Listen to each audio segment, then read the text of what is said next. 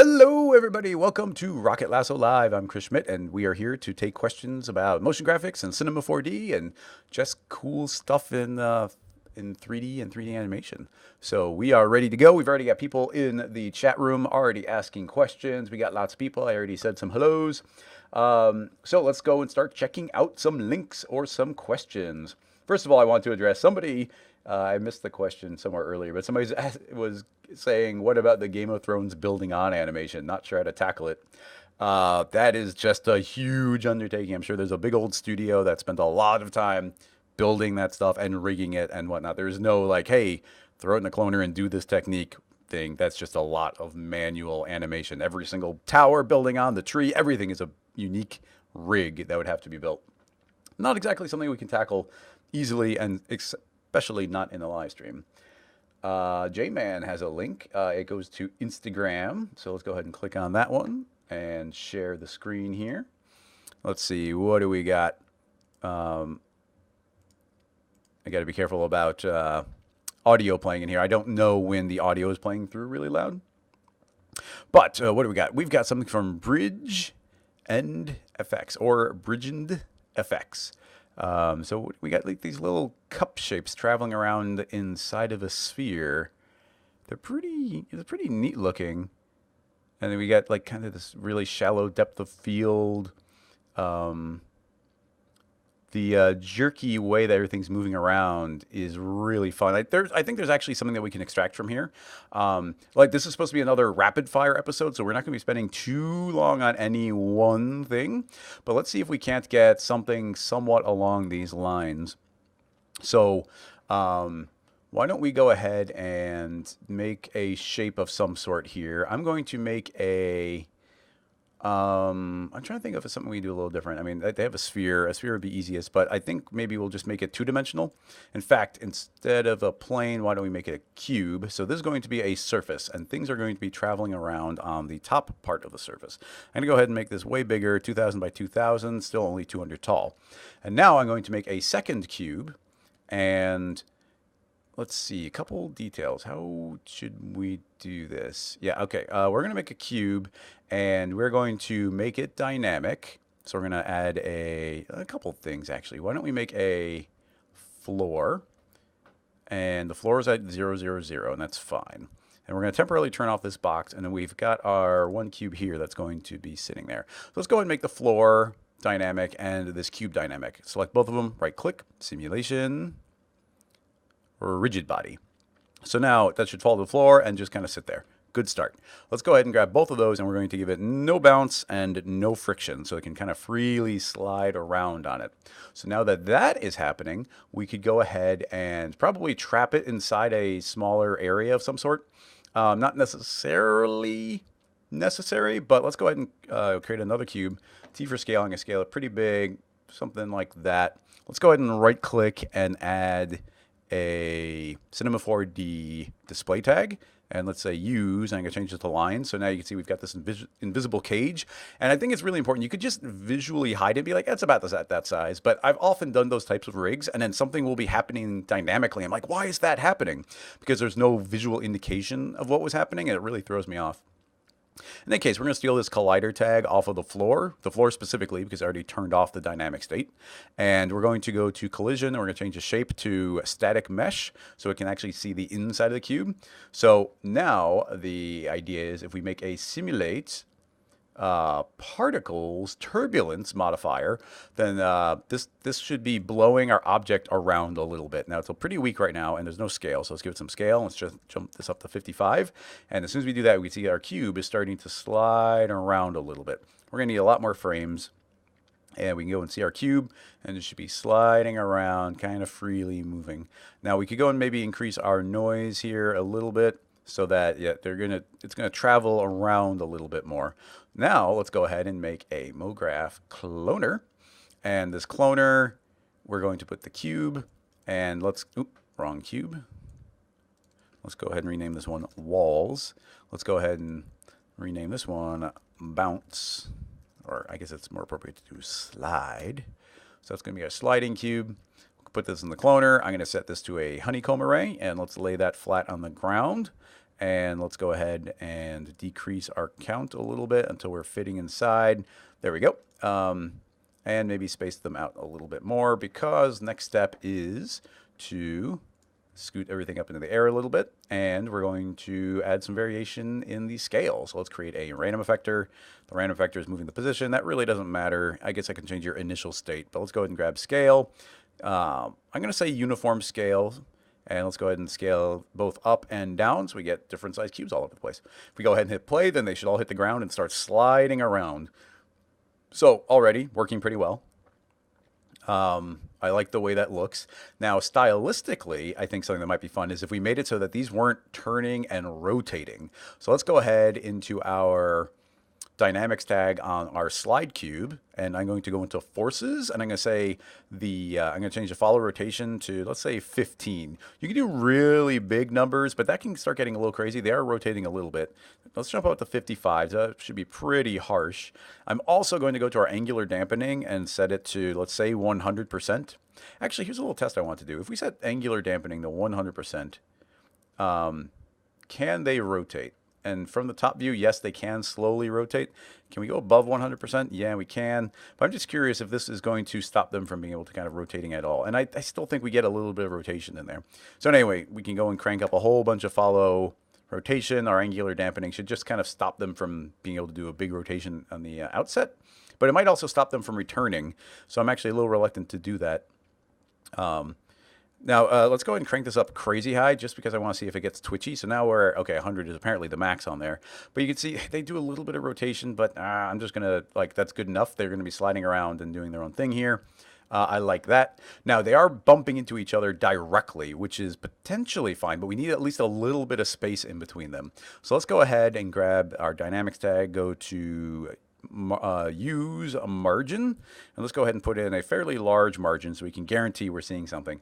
So now the hope will be, let's look at this perfectly from the top. That margin is not doing anything, so maybe it's size increment. So I'm going to change this to 25. There we go, size increment, not margin. I always mix those two up. So now that there's a size increment to 25, you can see they can't quite touch each other. There has to be at least 25 units between them. Potentially there's 25 units on one and 25 units on the next one, so they're 50 units apart. But visually, I just didn't want them quite to touch each other. So that already is working well. Quite happy with that. So with this all sliding around, what would be the next thing? Well, first of all, I mean, if we didn't want any rotation here, potentially there would be a way of doing that. My idea there, and this might be worth it. Let's go ahead and spend a little bit of time because I think we're getting some good details here. I'm going to go ahead and make a cloner 2, and this one, I'm going to tell it that it's not dynamic. And in fact, why don't we go and hide this first one? So actually, I didn't hide it. I just dragged this other shape. So you can see it's actually just making it a wireframe. So now we can look at our second set. And I'm going to tell this, I want it to clone. Actually, we don't. No, we do need the random effect. Otherwise, they're not going to be scaled up and down. But I'm going to tell it that I want it to be cloning onto an object. And the object is going to be this cloner.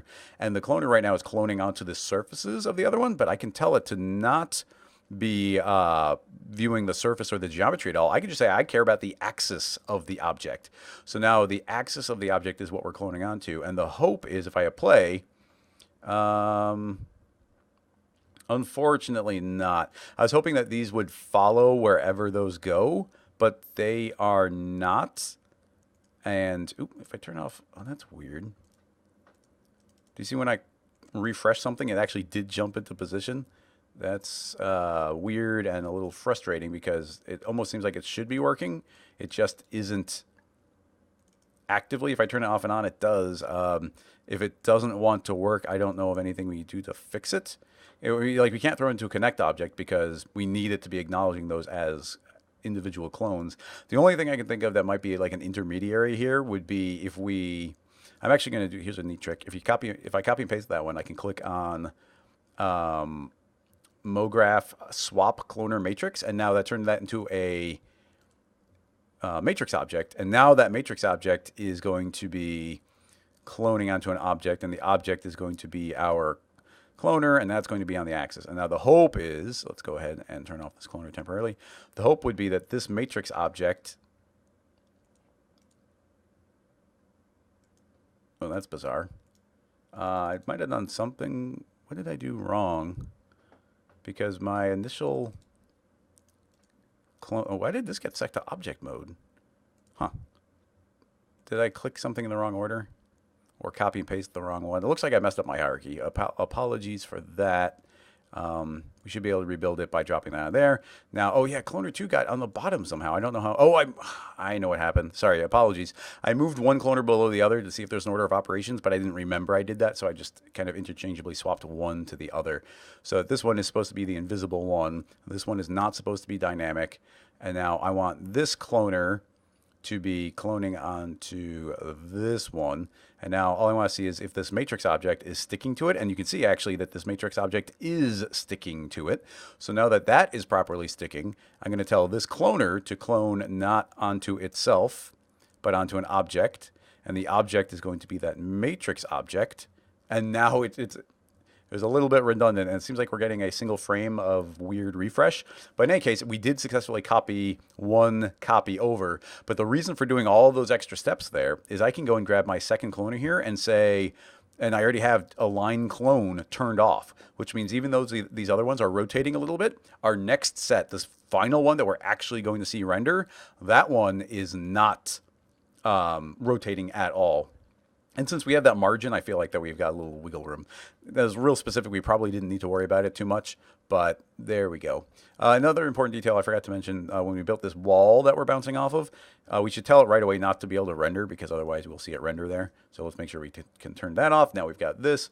Let's go ahead and turn on an SSAO, and that's so that we can see this stuff actually landing on the ground, although it's really small. If you want, you can actually change the settings on the SSAO. If I hit Alt-V, and click on my viewport here, you want to click specifically on this viewport so it knows which one we're on. We can click on OpenGL and tab open the SSAO, and now we've got things like radius, and I can increase the radius, and I can increase our power, so it becomes a little bit more intense, and we can see we get that little bit of natural ambient occlusion going, and things like depth range and whatnot. So now we can just see a little bit of separation in the viewport. It doesn't do too much, and it's as powerful as you want it to be. So now we've got all these sliding around. That's working really well. I'm quite pleased with that. Let's go ahead and give this a quick save because we haven't done that yet. Episode 7, scene files. And let's go ahead and give this a quick save to sliding cubes, I guess works. 1A sliding cubes. Okay, cool. And keep in mind, when I save any scene files, if you're a member on Patreon at the engineer level, then you get all the scene files at the end of the episode. But in any case, we've got this playing and sliding around, all working really well. Now let's go and reintroduce this original cube we made back into it. And we got the floor. I don't actually want to see the floor either. I'm going to make that completely invisible. Now, if we can get this working, and that's a big if, I'm going to make a R20 volume builder. And we're going to drop in this kind of floor box. You see it's going to turn into a big old fat voxel. Now, this is a pretty big scene, so I'm going to actually increase the size of our voxels. That's probably too much. Let's try 25. And now I'm also going to drag in our cloned cubes in. And now you will see that we've got a slight problem where only that first one is getting cloned in. We can try a couple things. First of all, let's see if we can drag it in this way. Nope, looks like still only the first one is being dragged in. Let's go ahead and grab this entire thing and put it into a connect object. And we don't have to weld, so we'll turn that off. And let's try putting, I'm going to remove the one I dragged in, and let's try putting that as an entire child. And it seems to not like that either. I have gotten this working before, but it's a pain. Use mesh points? No. What is it that I've done to make it see a cloner like that?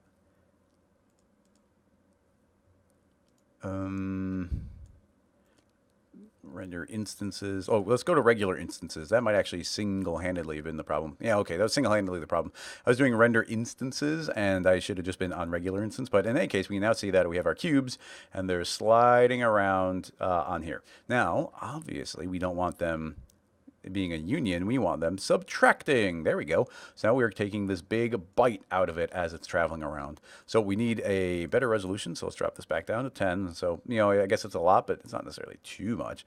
And now we hit play. We're going to see these sliding around, each of their individual shapes doing their own thing.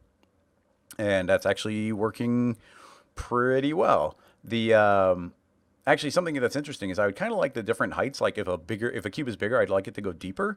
But gravity is pulling everything down. So if I want to emulate that effect, what I would actually do is grab our floor and flip our. This is gonna be weird. I'm gonna flip our floor upside down, 180 degrees, and I'm gonna pull our floor up into the air. Let's go ahead and make it visible for a second. So now you can see it's up here. Now what I actually would like to do is move it so that these are probably pretty low like that. So something like that, and it might not be quite low enough. But I'm gonna hit Control D, and let's go to our dynamic settings, Controller Command D, dynamic settings. We've got our gravity. I'm going to say negative gravity. So gravity is pushing up. So you should fall up onto that floor. And just so we can see things clearly, let's turn off the Ronoy fracture and let that hit play. Whoa.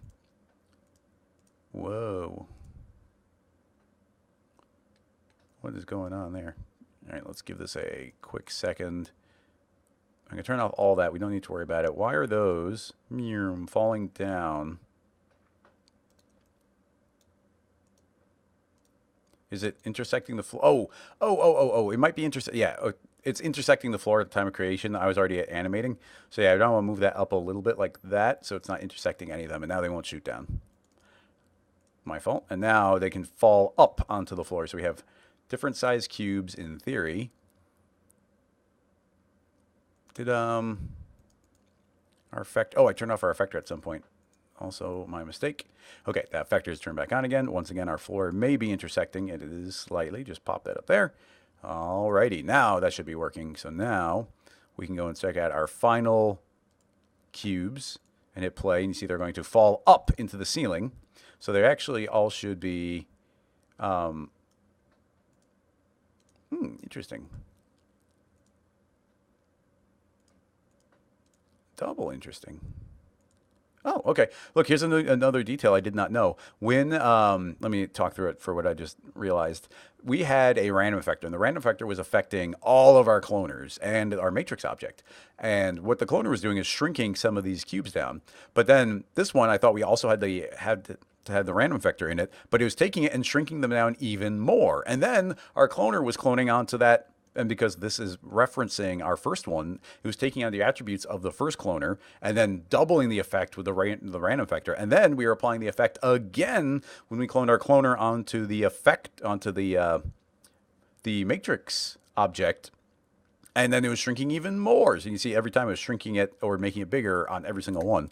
We actually didn't need that. All the scaling is coming in naturally from that very first one, so we don't have to worry about those parts. So there we go. Now they are all falling up into the ceiling. So now you see we get our different height variations.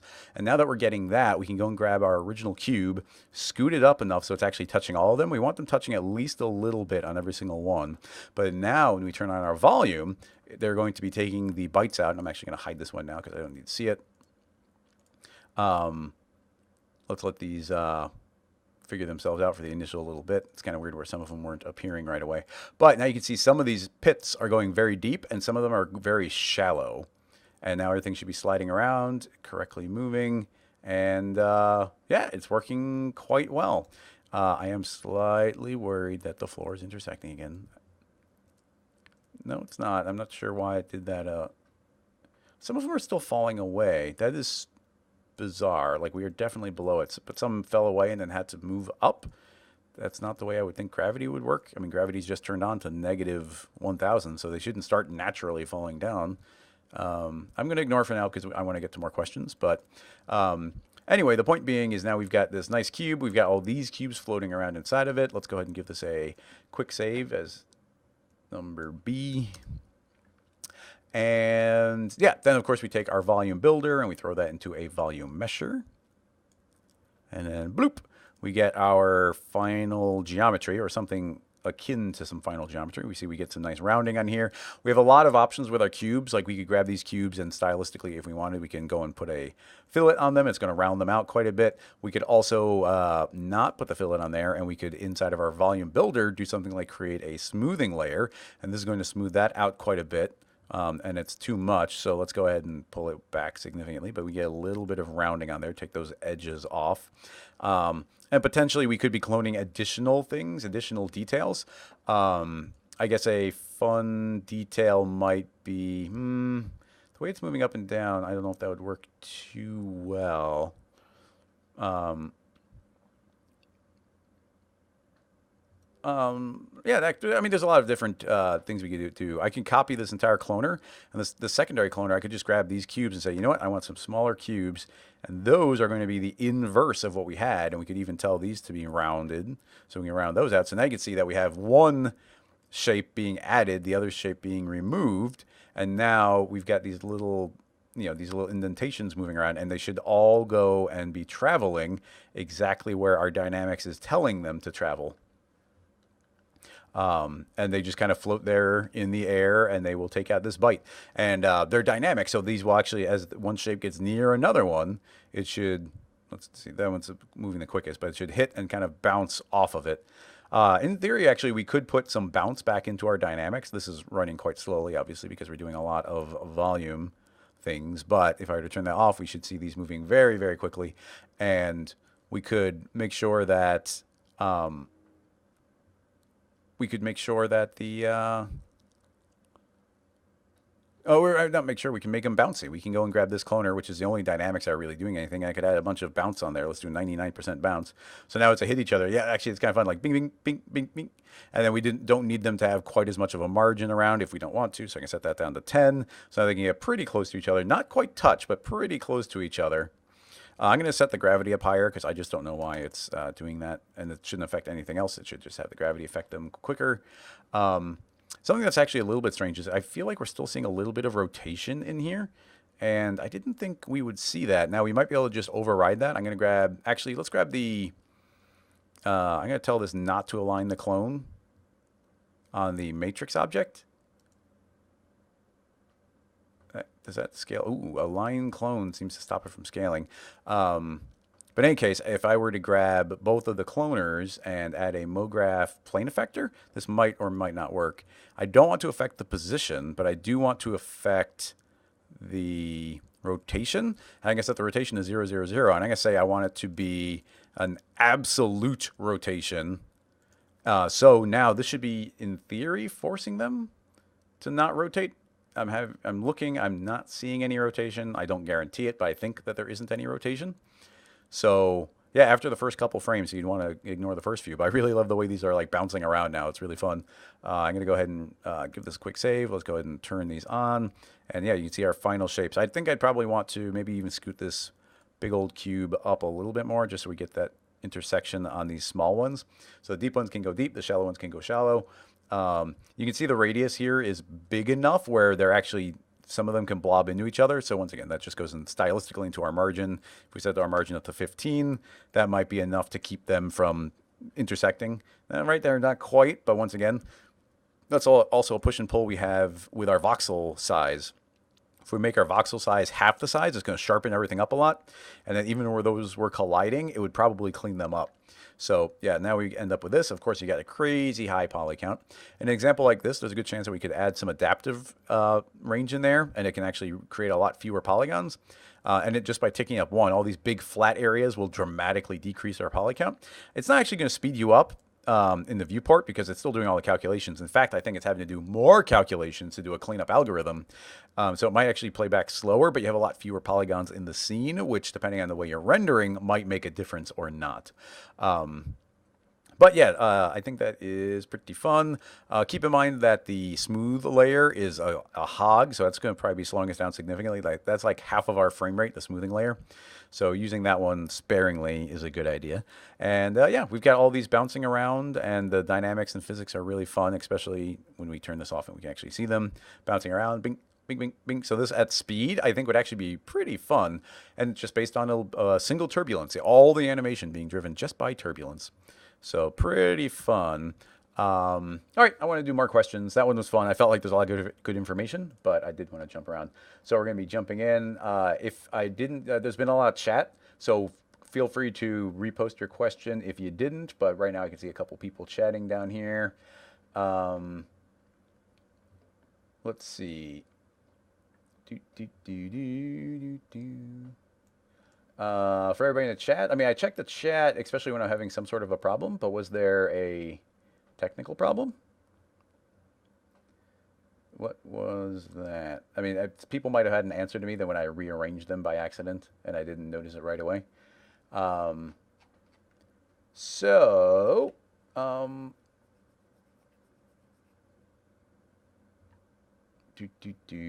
level bevel is, what are you saying? Not your typical question. It'd be fun to watch you try and tackle a functional rocket lasso with spline dynamics. In episode 0, when we were kind of talking through the show, I think we tried to make a lasso, and Cinema was not cooperating. So it's not something I'm going to tackle right now because I feel like it's a very technical, specific question. So it makes it so I'd be spending a lot of time on it. It's a fun idea, and I would like to do some more of it. In fact, I'm trying to do some more pixel animation. Stuff, which I've been having a lot of fun with. So I was working on this pixelated, or I've got the rocket traveling. I was literally doing this before the stream, and I'm rendering it out at a really low resolution. And this is not ready yet, but you can see here that it renders really quick, and you go and view it at like 800%, and then I hit play, and I'm getting these really fun like pixelated things. All the backgrounds, everything, it's not working quite yet. So this is just like in progress, but I was going to be doing a couple fun little things there. So yeah, I'm definitely got some more rocket stuff going. Guitar Boy is linking to a GIF. So let's see what we got. Oh, noodle extrusion.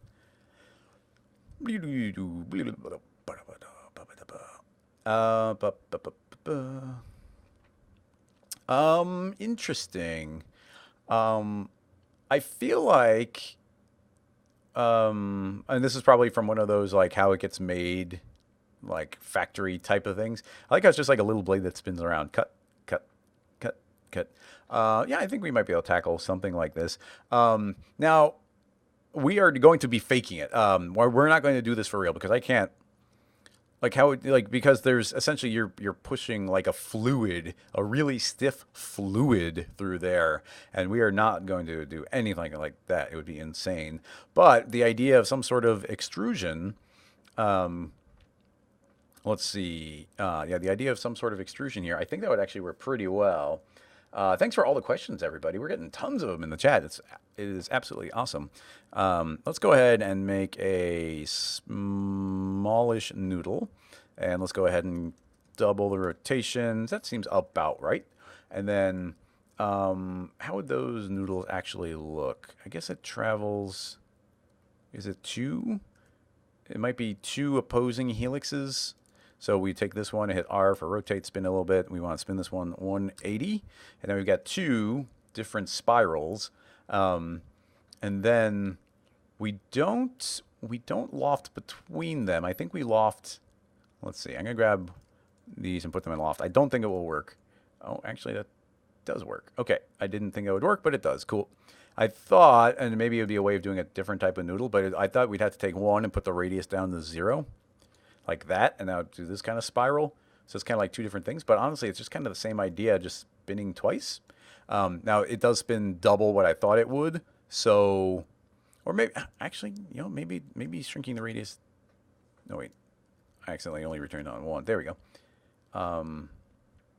That seems to work. I think we're just spinning around too many times now. So let's cut that back in half. I guess another 360 would probably be good. So yeah, there we go. It's about a noodle there.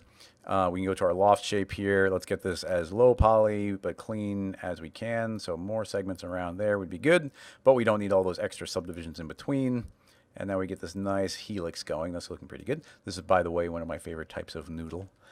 Okay, so we got that going, and ultimately we're going to want this to have some thickness. So we would go and, if we're going to do it kind of parametrically, we can go put this on the cloth surface. Of course, is traditionally a way of doing it. Don't subdivide here, but add on some thickness like that. And kind of interestingly, every other one is spinning up and or down, so it pinches in or out, which actually is logical, but a problem. That's a surprising problem, but it's a problem nonetheless. If we were to make this editable, letter C, editable, and select our polygons, you'll actually see that every other ring faces the other direction because we're actually seeing the underside as they loop from one side to the other. Kind of an unexpected problem. Now I'm curious if we were to shrink this down to 0, 0 and make that editable. That is all consistent then. So maybe that is a better way of spiraling around. So if I were to do 720 times 2, does it mess up the look of the noodle? I kind of think it does, honestly. We could do that. That was really sharp. Now, is that actually kind of accurate to what the noodle is, or is it not? Sorry to get real specific here, but I feel like it matters. Yeah, I think it's just, it doesn't travel this way. It's interesting, the two different forms, because if I do this one, it's all consistent, which is good. But I think the reality of it is that they would be alternating like this. So when we do the thickness, I guess what we might have to do, this is funny, but we can use a volume builder. Let's go and grab a volume builder. We're going to put this into that, and it's pretty tiny, so we're going to drop this down pretty small. And let's go and grab the volume mesher and put that inside. And you're going to see it's going to look really funky and wonky there. But what we need to do is click on our volume mesher and start increasing our voxel range threshold. You see it's actually kind of giving it thickness. And now thickness is just kind of based on the center point. So now they travel up and down. So once again, volume mesher for the win. We could subdivide that a little bit more. We could probably throw in a smoother. The smoothing, by the way, when you start adding the smoothing in, it completely obliterates our voxel range. So we'd have to, actually that does kind of cause a problem there. The smoothing doesn't work in this instance very well. We can't smooth that out here. We could make a smoothing deformer, and we could do lots of smoothing that way. It's working all right. And I mean, there's various things we could do if we wanted to thicken that up. We could probably put a second loft in there and maybe pull this one down so that you see that introduces a little bit more thickness that way without having to increase the volume. So we could subdivide that more, but I'm going to go ahead and call that a noodle. So that is that. So there's a lot of work to just make a noodle. I thought that'd be simpler. So then we'd end up with our die, our general shape that it's taking a bite out of. So what I would do here would probably just be take this shape, T for scale, shrink it down, and we'll just make one little slice out of here. So honestly, we would just grab our volume mesher, copy and paste it, and then make a bool. We could also use a volume mesher on this whole thing, but that might be unnecessary. Let's make a bool, and I'm going to feed it the cube, and it's A subtract B usually, so I can put that in. Let's hide this one. And if I grab this one and pull it backward, you're going to see that we can get the kind of the extrusion of what the noodle would be. So it's kind of like that shape. That's how it's actually cutting it out. Now, if you want to make clean bools along these lines, I saw some people talking in Slack earlier about bools. The trick I've been doing with bools to make them nice is to turn on hide new edges. And then you can also say, actually, it's just turn on hide new edges. And now you get this very clean piece of geometry where it does n-gons for it. But actually, it makes it so that as you feed one bool into another bool, you actually do get cleaner meshes because you're not introducing all these triangles until they need to exist. Okay, cool. So that is that. Now that's our die. That would be one of the die. We could grab our cube and shrink it up a little bit if we wanted to. Let's go ahead and maybe drop it to 75 by 75. So what we need to do is make it so that as the noodle, the visual noodle, as it kind of would animate through this thing, and let's find them, like right there, that's the actual place where it goes. So that's where it matches. So if we were doing this accurately, as it moves forward, it's also spiraling. Now, I don't actually know what that amount is. And I'm trying to think of the easiest way to do it. Because if we make a tiny Xpresso rig, it could be fun. But then there's a certain moment I want it to turn dynamic and fall away. And that wouldn't be the case here. I mean, I can't even think of a way of doing it other than, I mean, it's Xpresso, and then maybe we can activate the dynamics tag. I don't know. We're just gonna brute force it right now. So that's a start point right there, which is fine. I hit Alt G just so it's in the group. Let's just name this a noodle, and now we're going to go and make Xpresso on here. And what are we going to be doing with it? Well, we want to worry about the Z position. So as the Z position of the noodle So let's go and grab the noodle in. Let's go and grab the coordinate, grab the Z position, drive it. As that is moving forward, we want to, and you know what? Honestly, it'd probably be a good idea to put a child in here, and I'm going to spin this one. So this will be our rotation. Rotation. As that's spinning, okay, R for rotate, we can spin a little bit, and you can see it's B. So it's rotation B is what's going to be spinning. So let's go ahead and drag that null in. And I'm going to say I want to control the rotation B. So two different ways of getting the parameter in there. So now all we have to do is create a range mapper. Right click, new node, Xpresso, calculate, range mapper. So we're going to now feed in the Z position and output something for the rotation. So we're going to be inputting not huge numbers, but larger numbers. So if I grab this and pull it, let's see how far we move it. So you can see I'm going from, if the noodle was completely outside of it, it's negative 200. If I was completely in front of it, it's about 0. So the noodle's about 200. So 200 seems like a good unit. So we're going to go anywhere from 0 to 200. What are we going to output? Well, I want to output some degrees. So let's put degrees. So right now, as we move, we're going to see it's going to spin as it's passing through. And you can see it's actually already doing something pretty well. I'm not even sure if it's spinning the right direction. But definitely, I'm not sure if it is spinning the right direction. Even that's hard to tell. Because when it lines up, as it backs up, I think it is spinning the correct direction, but not enough. Now, the thing is what I'm inclined to do is just eyeball this. So we're saying it starts at 0 and it's at 0. So let's make sure at 0 that the output rotation is something that matches. So right now it's a perfect matching thing. So I'm going to spin it to right about there. So negative 55. So now as we move to 100, it's rotating. And we need it to have spun a certain number of times and match again. I think we need to go higher on the rotation. I'm going to do that, but I don't think that's high enough. I'm going to grab our upper limit and say 410. Now let's move it in. And if it's not perfectly matching, then we need probably another 360 on there. So I'm going to say plus 360. Apparently 360 is... Oh, this noodle might not end on the same amount. So let's do that. Closer, but a little too much. So let's go ahead and grab that, and I'm going to pull down until we get one counter rotation. And one of these is going to match. Not that one. That one is, I think, maybe still too much. It might also be too little. I might be thinking backwards. And when I'm designing these kind of things, like we could do the math and figure it out directly, but I oftentimes just eyeball and guess. I think we might need more, so I'm going to spin 1, 2, and now we'll get to some new ones in the other direction. 3. And push. Ooh, there we go. Look. So now as I move this, the noodle is counter rotating the exact amount I need it to come out of the extruder. And then right at this moment, our blade would come through and chop. And then at that moment, I would want it to turn dynamic. Now, I don't actually want this directly to turn dynamic. I would want some sort of parent to turn dynamic. So let me think. I'm going to make this might, hopefully it doesn't get too weird. No, the child. Okay. I'm going to make a cylinder, and the cylinder is going to be the dynamics for the noodle. Obviously, it's not matching the noodle very well, but I want something that runs quick. So let's go ahead and match the noodle and drag it over.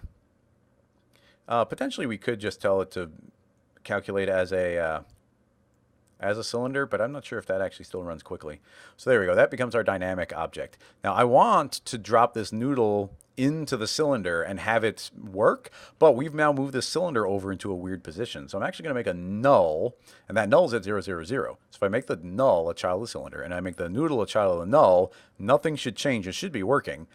So now that noodle is independently moving forward, and our cylinder is not being affected. And we can tell the cylinder not to render, but we do want the stuff underneath it to. I tend to not like doing that, but we should be able to rewind. Actually, I never recorded. So let's go ahead and do a recording. That's where it should end, so I don't know how long it'll take. Let's say 45 seconds.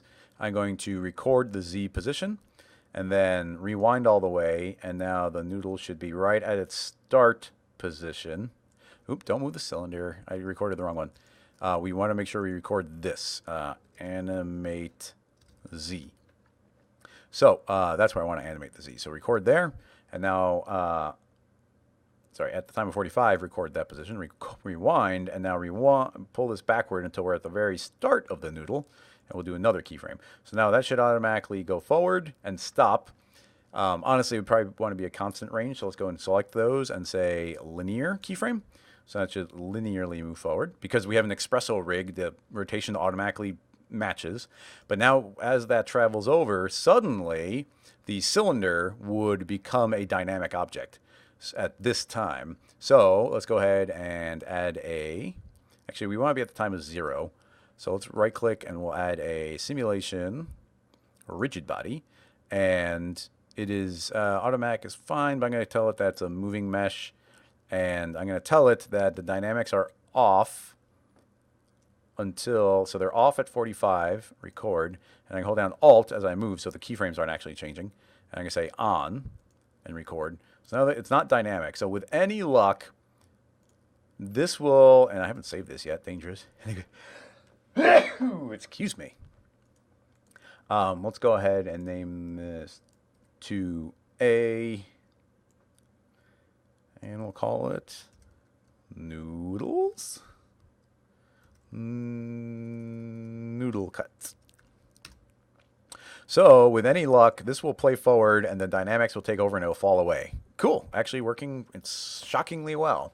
So, yeah, we should be able to let that go and then chop and it falls away. And, yeah, it would just be repeating this process. Now, I'm trying to think if there'd be any way of like cloning it so you could do a whole series of these, like doing it again and again and again. Honestly, nothing's coming to mind. I wish it was, but it's not. Now everything is keyframed. We've got Xpresso running, and Xpresso might stop it from working, because if we were to put this into a cloner, and let's say that we made a train of them, so we would do a couple of them cloned backwards. So each subsequent clone is pushed backwards. It already matches really well, so that's cool. And we'd want that to have been, I mean, that's zeroed out, but we want this actually to be moved forward this amount. Boom. So now it should be matching. But if we hit play, they're all going to be traveling forward. They're all keyframes, but then, yeah, those will stop doing their thing. And then they'll all turn dynamic at the same time and fall away. It's really weird how that's... Why is that choking on this early part? I mean, once again, that could be the Xpresso. I don't know. No, it's not the Xpresso. They are all spinning, but that's because they're all just identical clones. Now, the trick would come in if we could offset our keyframes. So right now... let's see. There's a parameter for that. Right now, the time is set to play mode, but I don't want it to loop. I don't want it to play. I want it to be offset. How do I offset each time? I think this is an absolute one. If I were to push this forward or backward. If I push it backward, they all move, so that's not what I want. Play is fine. I guess all I want to do is add a offset. So I'm going to say MoGraph step effector, and I don't want it to control, I want the spline to be linear. So let's right click on the spline, say linear spline. And I don't want it controlling scale, I want it controlling, I want it controlling time. So it takes 45 frames for each one to animate, so I'm going to say 45 frame offset. And let's hit play, and it looks like it's spinning backwards. So maybe we need a negative. So now they're all pushed forward. I could probably fix that by offsetting. Shouldn't this be offsetting each one? Yeah, this should be affecting each one subsequently, but it's pushing it forward. Yeah, I'm a little... like I said, I didn't think we could build it into a cloner. There might be a way of putting it into a cloner, or even spawning. Let me think. If we were to spawn one, Well, okay. Well, here's a thing that might work. No cloner, but if we were to loop this animation going forward, also this is the cylinder's in the wrong position. I'm going to just pull that forward.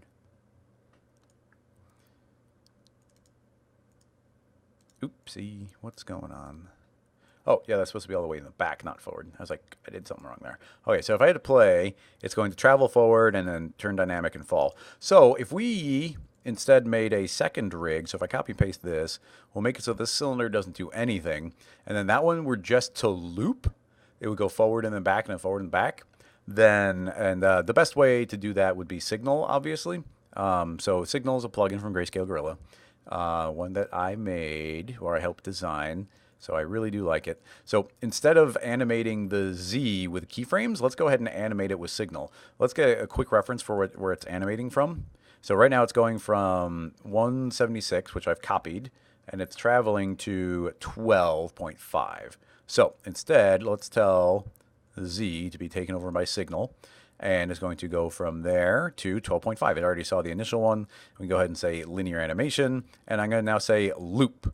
So that's going to loop there. Now this one doesn't have dynamics attached to it. So let's go ahead and entirely, actually I'm going to delete this one temporarily. I'm going to hit Control X to delete. I just want you to see if I hit play, that should go forward. And then when it hits the end, it's going to pop back to the beginning. So essentially we have this infinite noodle scrolling forward and then jumping back. And because we don't see behind the machine, that should automatically work. So now essentially what we need is to emit these cylinders in their final position. So let's delete the keyframe off of our second noodle. Let's move it into its final position, which is right about there. Although it does oddly, it seems spun a little bit. I'm not sure what I did wrong there. Where is it? Oh, I guess it is matching. Yeah, it's matching. Okay, so that's kind of the position in which it would go. And really, we just need that to suddenly emit. So this one, I don't even think we need the cylinder. I'm going to pull this out of the cylinder so we don't even have to confuse those dynamics. And this one is dynamic, and we need it to emit one particle every 45 frames. Let's go ahead and give this a save as number B. So I don't think we can actually make the basic Cinema 4D emitter emit like that. So if we said emitter and we set that to, let's put it as a child because it should be right where that is. And I'll say 0. So it's exactly there. Pull it out. It's got the same rotation and everything. We could say emitter size of 0, 0. But if we said I want to emit forever, but right now there's the editor speed and the renderer speed, but here's the problem is you can't go below 1, and we would need it to go below 1. Now, one possible idea would be if we were to keyframe a cloner to start generating more clones. So if we said linear, let's say that we had a count of 1 and the spacing is 0. We also needed this to be offset to wherever the cylinder is, so I'll drop it in the cylinder, 0 that out so it takes on the position.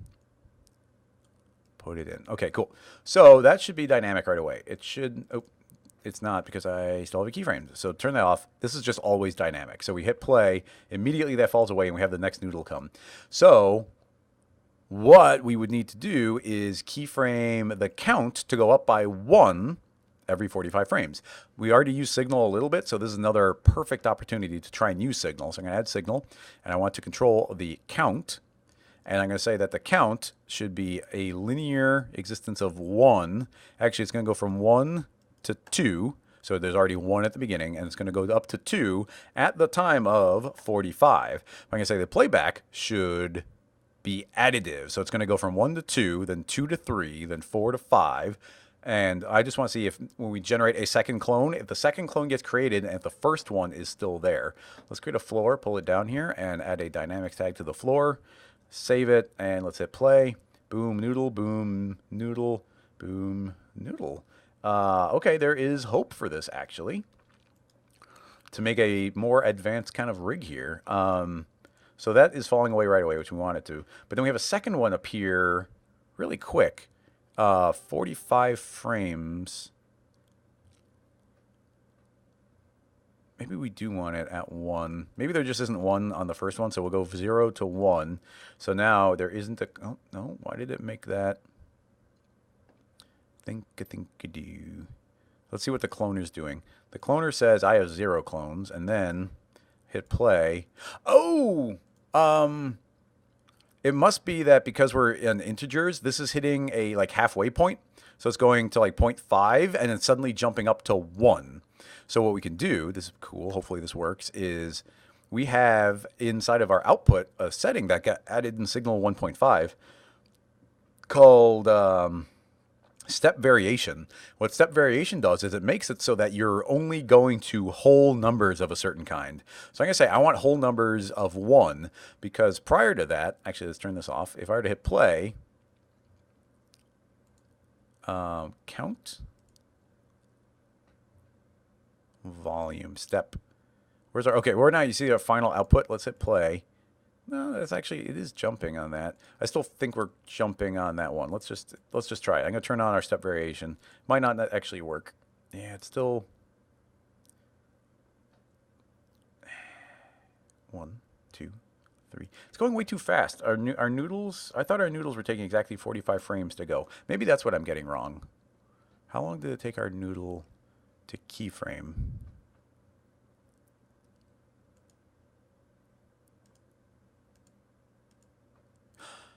Oh, okay. Apologies. I know what I did. Remember we had it keyframed to animate on Z and it's going every 45 frames, but I added Signal and Signal took over. Signal is no longer keyframing it. But I didn't set Signal to 45 frames. I set it to 90, or is at the default of 90. So if we set that to 45 and we set this to 45 and it's going from 1 to 2 additively, we don't need to worry about step. It was creating double the number of noodles that we needed. So noodle, or is it still doing something? So we still get a noodle. And another one gets made at the halfway point. So maybe now the problem is happening. Although I don't think it is. Boom, boom. Still twice as many. So I guess maybe we have to cut it in half because we're hitting some sort of halfway point. So let's go ahead and say 90 frames. Why not? Yeah, there we go.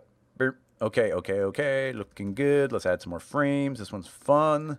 So that's going to be infinite, and now this is going to, and both of them are, it's an infinite rig now. These are each going to, that's going to loop forever, and this one is going to go forever. So if we were to just hit play, boom, it falls off, boom, falls off, and we're just going to get noodle after noodle after noodle, and it's just working really well. We might want to go and put a little bit of initial velocity on there. So I'm going to say custom initial velocity. We have X, Y, Z. So I'm going to give it an initial velocity of 55, which I have no idea if that's way too much or not. It looks like we want negative 55. So now it gets created and yeah, it spits it forward. So hopefully it's got kind of that same movement. Honestly, it seems less than what we're spinning. So now yeah, there we go. So now it feels a little bit more like it's maintaining that momentum as it goes forward. It would probably visually help if we put a white material on there. So it's going to carry that through for us. Crank that up. So now, I mean, just for fun, because it's looking so surprisingly accurate, honestly. Let's go ahead and clean up this rig a little bit, and we'll make all 3 of the noodles. So we'll put that in. So now we've got a null, and we'll just call this cutter 1. And now what's cool is because we got such a clean setup, my hope is let's go ahead and make a cylinder, and we'll spin that around. Make kind of a big cutting blade. We're not even looking at the reference, but let's go ahead and say that we have something like that. So let's go ahead and scoot that over. Yeah, I'll just do that. That's fine with me. So that becomes 1. So I'm going to drop that as a child. I'm also going to copy and paste it. So there's another one. I'm going to grab this cutter, and I'm going to say the cutter wheel. Or is that the right cylinder? Oopsie, sorry. I'm going to copy the cutter and paste it. So that was one inside the cylinder and one outside of it. So now we want to rotate this 1/3 of 360. So I'm going to do 360 divided by 3. It is 120. And now I'm going to hold down Control and drag a copy of it inside the cylinder. And let's rotate it another 120. So it's going to be 240.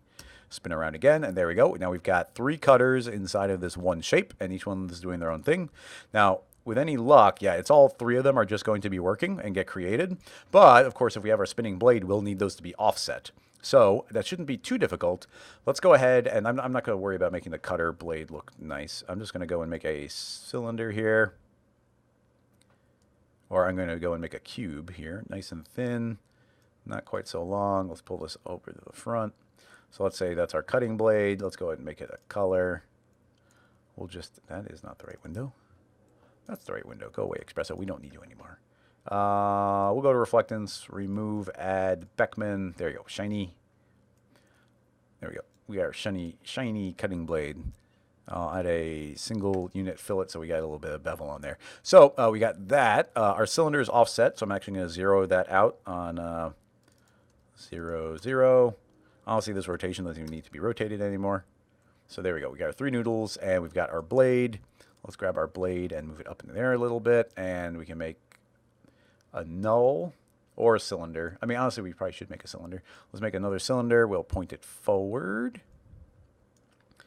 And T for scale, and we'll make that longer. And there we go. So we got something for that to bounce off of. So I'll also make this dynamic. We will just make it a collider body, actually. I'll steal that right from the floor. And now we're going to infinitely spin this. So I'm going to right-click, and let's add another signal tag. We've already broken the seal, so let's go nuts. We're going to be spinning this one on probably B again. Yep, it's B. Grab B. And we're going to tell it to cut. Now, we are going to need to time this out specifically. I don't know what that timing is yet, so I'm not worried yet. I'm going to say just over the course of 90 frames, although we did change it to 45, I guess it should spin 360. So every 45 frames, spin 360 is the idea. So it's spinning now. We can put our cutter blade on it. And let's turn on SSAO. And let's make a color for that background one so these things aren't all blending into each other. And then, hey, why not? Let's make a noodle color.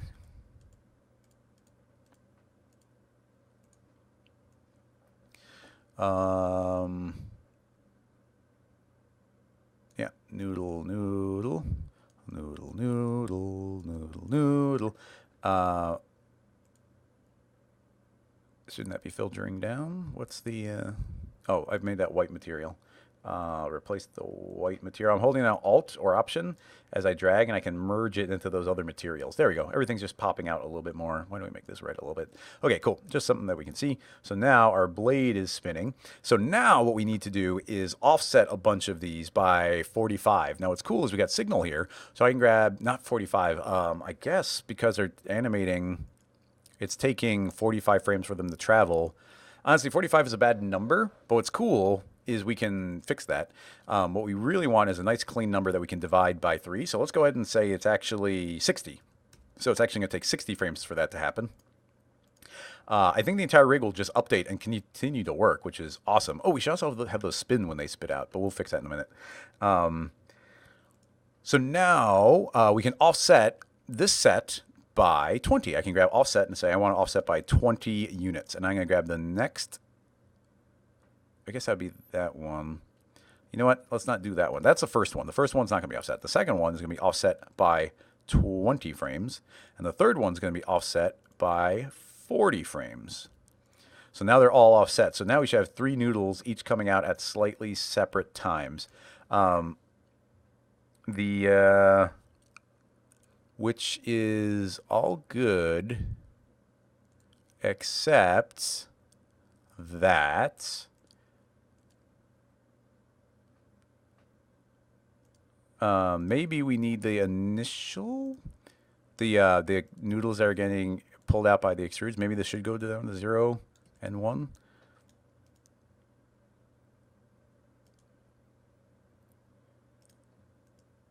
Let's see. Were they already offset? Because it seems like... Oh. Okay, I know I did. Remember we saw that the cloner was spitting out twice as many as it was supposed to, so we had to cut the time in half. I forgot to do that. So when I made it 60, this was actually supposed to be 120. So our noodle will come out, And then boom, become dynamic. Boom, become, yeah, there we go. There we go, there we go, there we go. All right, cool. So now we have our spinning blade. Let's tell that to be additive, so it's constantly spinning. And now it should spin once every 60 frames. So it should be going, oh, wow. It's already lined up. Cut, cut, cut, cut, cut, cut. There we go.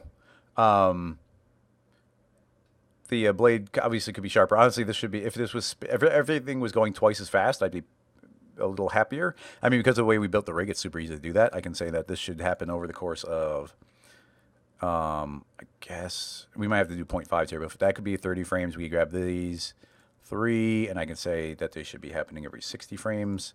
And we can grab and then the offsets we'll have to fix as well. But we can grab these 3 and tell them they should happen every 30 frames.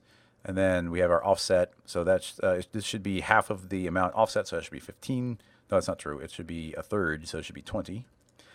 And this one should also be 20. And then these should be 10. Those should be offsets of 10. Noodle, noodle, chop, chop, chop.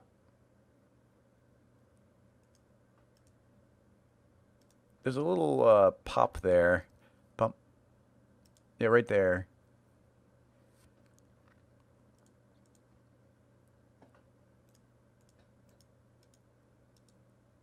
Frame by frame. So chops the noodle successfully. Travels through. We probably make the blade thinner. It will help as well.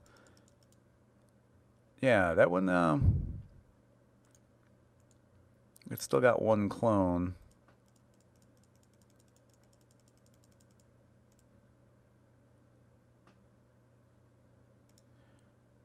Are they all doing that?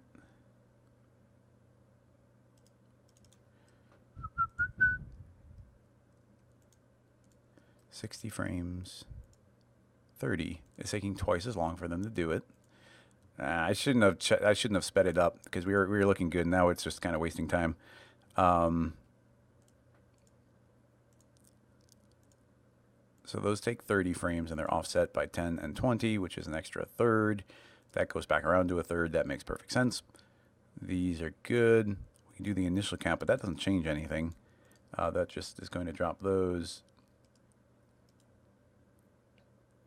It seems to be cutting every other single one, but we already know that it needs the time to be cut in half. At least that seemed to. Yeah, now it seems like there's twice as many.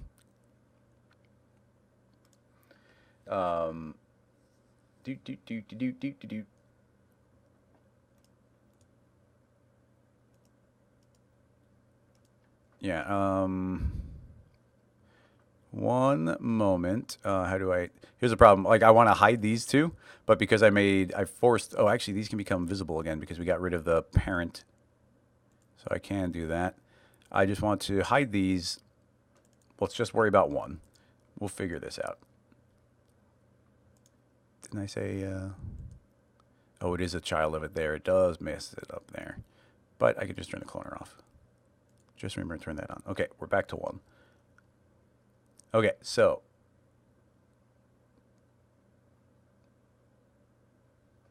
Yeah, it's doing every other one. Okay, interesting. So if it's 60, I want it to go up twice as fast. I would do 30. But as I do 30, that seems strange. Maybe we have to offset it by half the length of time. Oh, okay. Well, there we go. I don't have an intuition for this, but it seems like a way of fixing it was just, it should match the same amount of speed. It was just offset by, it was offset by half a rotation, and I was fixing it by doubling the amount. It was doing every other one. So really, they should have always been matching the same length of time. They never should have been double. They just needed to be offset by an extra half a length. So naturally, this one is supposed to be offset by 15. This one is already offset by 10, so we actually have to offset by 25. And then this one is offset by 20, so it should be offset by 35. I hope that sort of all makes sense to everybody. Noodle chop, noodle chop, noodle chop, noodle chop. There we go. Oh, look at the gorgeous noodles. All right, loving it, loving it. That's looking great.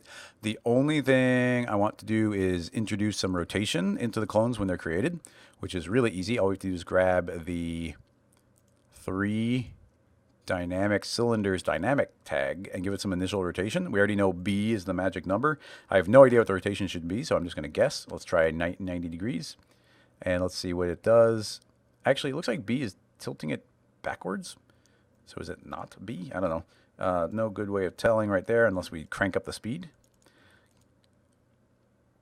Oh yeah, okay, now it's going. And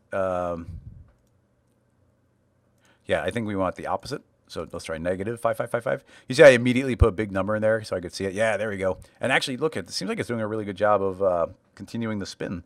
The blade is doing a good job of spinning around. We've got the 3 different cuts. So we got cut 1, cut 2, cut 3. It's actually kind of the opposite. But then we got the blade. I want to thin that out a little bit. Let's make this 3, and we'll make this 12. Yeah. So yeah, a little quicker blade, so we just don't see it intersecting. And the dynamics are going to run incredibly fast because of these being noodles, and then you could have those continue down the path. So I'm actually, I didn't think we'd be able to get this working as well as we did. But yeah, just that simple looping rig, and essentially we create an emitter by telling the cloner to create the next clone, the next clone, the next clone. And then, you know, if this was part of the factory, you would go and make a dynamic cylinder or a tube here. Let's face this on Z. Make it a little bit bigger, and then we'd only make this slice 108. Oop, slice of 180, and now we can make our tube nice and long. T for scale. Yeah, and you do something like this, and then R for rotate. Bend that down, and now they have some place to go after they're cut. We don't need our floor anymore. I'm gonna steal its dynamics tag and get rid of the floor, and tell it to be dynamic on. Collision shape, static mesh. Now, as the noodles get cut, they should be able to fall into our slide and then slide away. And we've got our noodle extruding machine. It'll make noodles forever. Make one big box here so we don't see them getting spawns behind it. Chop, chop, chop, chop, chop. Awesome. We got our noodle chopper. That was fun. It would be nice to make a slightly a shape of the noodles that's just a little bit more dynamic, like a low poly version, so you could actually have them bounce and intersect with each other. Because right now they are just cylinders. And I think it worked well enough, and we're getting really great real-time feedback. But yeah, that's pretty good. It's pretty good. It's amazing how well that tricks the eye, because like, that extrudes and it suddenly looks like it's chopped off, but really that one jumped back inside, and the next one is, you know, just a new emission sliding away. So yeah, pretty neat. There's even a chance where I would do something like make these soft body. Actually, okay, we're gonna take a half second and see if we can do it. If we were to grab our 3 cylinders, so cylinder, cylinder, cylinder. If I reduce this to like 12 segments, and let's give it some height segments of like, I don't know, 4. And oh wait, no, I'm not gonna do this. Never mind. I'm not gonna do it. Because we'd have to go and put them into a what do you call it? The moving mesh, the mesh deformer. We'd have to put them in a mesh deformer to make them get deformed. But if we did a very low poly thing, we could actually have these be a little bit floppy and bendy, so they could actually still bend, because these are going to be soft like flour. They're pretty much just a flour. So, you know, there could be a little bit of bend. Right now they're quite stiff, but you know, you could do that with a mesh deformer. Okay, cool. Well, we're going to do another question here. Okay, cool. Let's see. All the chats are going to be further up. Or all the questions. So I'm scrolling up further. What do we got? What do we got? WS Meeks is asking about opening of a pine cone, and I am familiar with the concept, even without clicking the link. It's incredibly difficult because it's almost like fish scales or something, where they just kind of very organically overlay, or like flower petals. I mean, I guess pine cone is practically a flower. as far as the way it's shaped, where like they kind of just magically, organically push into each other. And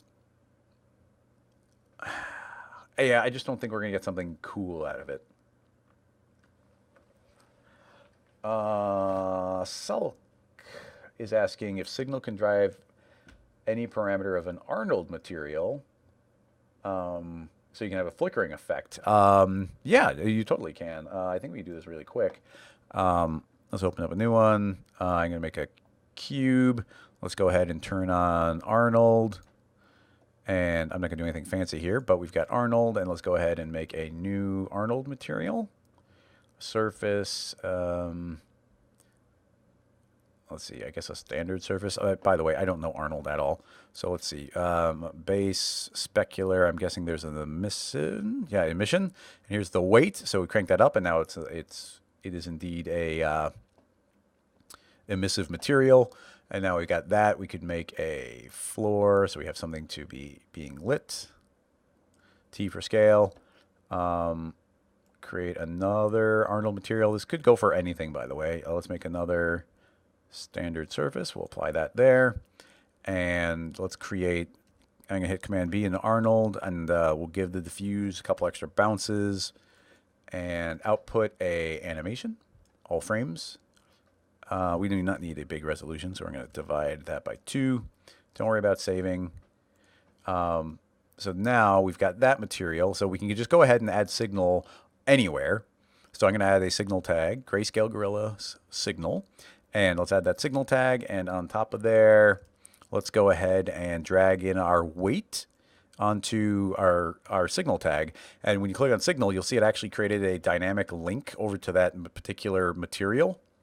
And now that should be controlling it. So right now it's up at 1. What we should probably do is say, well, you want it to be, yeah, you want it to flicker. So it's going to be up at 1, and you see it's maxed out at 1 all the time. So it's constantly 1. But now we can create a noise, and you want a flicker. So what we can say is I want this to go negative up to 1. And honestly, just doing that should work pretty well. We could go and, yeah, just doing that should be pretty good. I'm going to set it up to 3. We crank up our bias a little bit. It should make it, crank it up to the extremes more often. So we're not going to see in the viewport, but you can see right here how this is flickering. And that's, it's staying up, down, up, down. Now where things get interesting, this kind of, right there, that's 1. And here is 0. So you can see it's kind of going between almost full and 0. But where things get more interesting is if we go to advanced, we can say remap the strength of the noise. So right now it's even all the way through. But I could go and select our points and then say soft. We're going to interpret this softly. And I'm going to say most of the time now you're flickering really low. So I actually want the opposite. I'm going to say most of the time you're going to be up really high. You're going to be up near your peak. But if you happen to get to this extreme, then it can go black. So you can see we're flickering really near the maximum. If we want to, we could actually really crank it up. We could do this where it's like flat on top. So it's pretty much always at its maximum. And if we start increasing our bias more, then we're more likely to occasionally get to a point where it really flickers. So we can go and just kind of lay this out and kind of the probability of it flickering. So now think of this as what the light is going to do and kind of finding the balance here. Flicker, flicker, flicker, flicker, flicker. So there we go. So that's looking pretty good. I think that would work pretty well. Let's go ahead and do a quick save on here. So we'll do number 3A. This is just Arnold flicker with GSG signal. So now, hopefully, if I hit render, yeah, so, and I have the demo version here, but you can see it's going to process through, and it's super emissive and bright, and hopefully at a certain frame it's going to get dimmer. Yeah, so you can see right there it got dimmer. We won't be able to see anything until it's kind of done animating a little bit. Now, having said that, there's a couple different things that Signal could control as well, even with this tag the way it is. We were controlling the, and I'll save, that is saved, But in this Arnold material, we're controlling the weight. But what if I said, I don't want to control the weight, I want to control the color. So I drag the color in there instead. Let's put the full color up there. And now inside of the signal tag, we're actually controlling, it's saying it should be white all the time. But then here, I'm going to say, I'm going to feed up to white, and I can go down negative. And now when I hit play, you can actually see our RGB, each of them is flickering independently, doing their own thing. So if I go to my output, you can see our final color here is flickering to a whole bunch of different colors, which by itself is kind of cool. But here's where things get interesting with signal, is that's a nice big flicker of variation in color. But maybe that's a little too much. I could pull the strength back here. So you can see on our output, that's just, I want to get a little bit more. You can see here that there's a little bit of color variation, but not much. But I could add a second noise. In fact, why don't I duplicate the current one? So I'm going to say duplicate that noise. And here I'm going to say I want uniform manipulation of it. So now you can see that it's flickering, but it's flickering in a uniform way. So X, Y, and Z are the same. So now if I give this a different random seed, we are both flickering the color a little bit independently and a major amount of the color. So when we go to output, we're actually flickering up and down a lot with the brightness, but a little bit of them independently as well. So those two noises added together to combine in a new, more complex way. So we get that little bit of color flickering in there. We could even go and rename this color. So this is now a color tab. Pull this back because I don't think we actually want that much color flicker. But yeah, a little bit of color variation in there. And the major amounts of the black shifting around. So yeah, that should work well there and do the exact same effect. This is about halfway done, but let's see what we get. So hit play, and there we go. You can see we've definitely got some flickering working there. And then it even pushes further. I wouldn't mind seeing it. We're going to make it a lot smaller. Command V, because we don't need this to be very big. Divide that in half again. There's probably some very simple Arnold. Oh, and I didn't cut our vertical one in half. No wonder. Here we go. That's why the screen size jumped. So that should render really quick. And I'm sure there's settings in Arnold to decrease these render settings. Just not something I play around with too much. Bucket size, maybe, no, I don't know those. But, yeah, I'm going to ignore that because whatever. But now we get the exact same effect going here. But I could see from the flickering there that it would have been nice if the flickering was a little faster. So I'm going to double the speed of one noise. I'm going to go a little bit more than double on the other. So we have two different flickery noises going. And then even here on our advanced, on our remap strength, because we're going quicker, we can allow it to stretch out more. Although I wouldn't mind putting a little more bias in there. There we go. So now we should be controlling the color of the Arnold light. And we should get a lot more flicker a lot quicker. Rendering nice and quick. And now we got a little bit of color variation, but mostly the black and white getting pulled down. It's negatively affecting the white color. Hit play. Flicker, flicker, flicker, flicker, flicker. So yeah, really straightforward to be able to control those kind of things. And there's so many cool, interesting, dynamic ways they can be combined. Okay, so let's go ahead and kill that. That's working well. I just know what links are for me. So we go up to a link from Michaelou. How would you approach this 2D looking facial expression in Cinema 4D? 9 minutes in. Let's see what we got. I'm going to turn off the sound. Hopefully we don't get some sound overlapping. So 9 minutes in. First of all, what are we looking at here? Pocoyo's Summer Bundle, produced by Zinkia Entertainment SA. English, full episodes. It looks like, I'm assuming this is some sort of children's animation. And it's Zinkia Studio. So yeah, okay, cute. So let's jump to 9 minutes, which is what you're calling for. Yeah, these cutesy animations.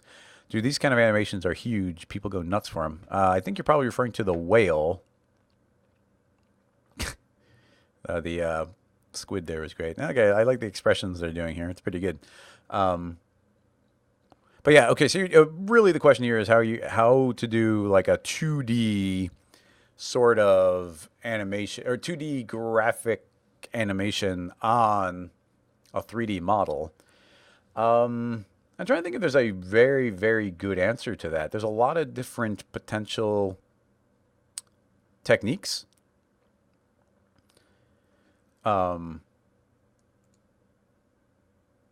I mean, first of all, you could do you could just do that animation separately in After Effects for one. That would be something that would be viable. The other would be doing stuff like what we almost just did, where we could project one shape onto another shape. So we don't have any of the models, unfortunately. I'll have to make sure I get those installed. Let me make a note of that right now. Apologies, but let me make a note. Otherwise, I will forget. So add R20 default models, just so we have them. And then, yeah, because that'd be a lot easier or a lot more interesting. Now, granted, the characters and everything we just saw were really straightforward, so it wouldn't be difficult for us to model something up. I don't have anything particular in mind, but just like this, MG is going to round this out quite a bit, and then we can go and start stretching out individual polygons. Pull that out, grow this, pull it out, grow, pull it out, and then, yeah, whatever. Let's just say this is like the head of a character. So we get D for extrude, pull that out. I for inner extrude, D for extrude, T for scale. And that's going to be the shoulders going out. So we'll select L. MG for rounding it out. Let's round that out a little bit more. Cool. So let's say this is going to be like the face of some sort of character.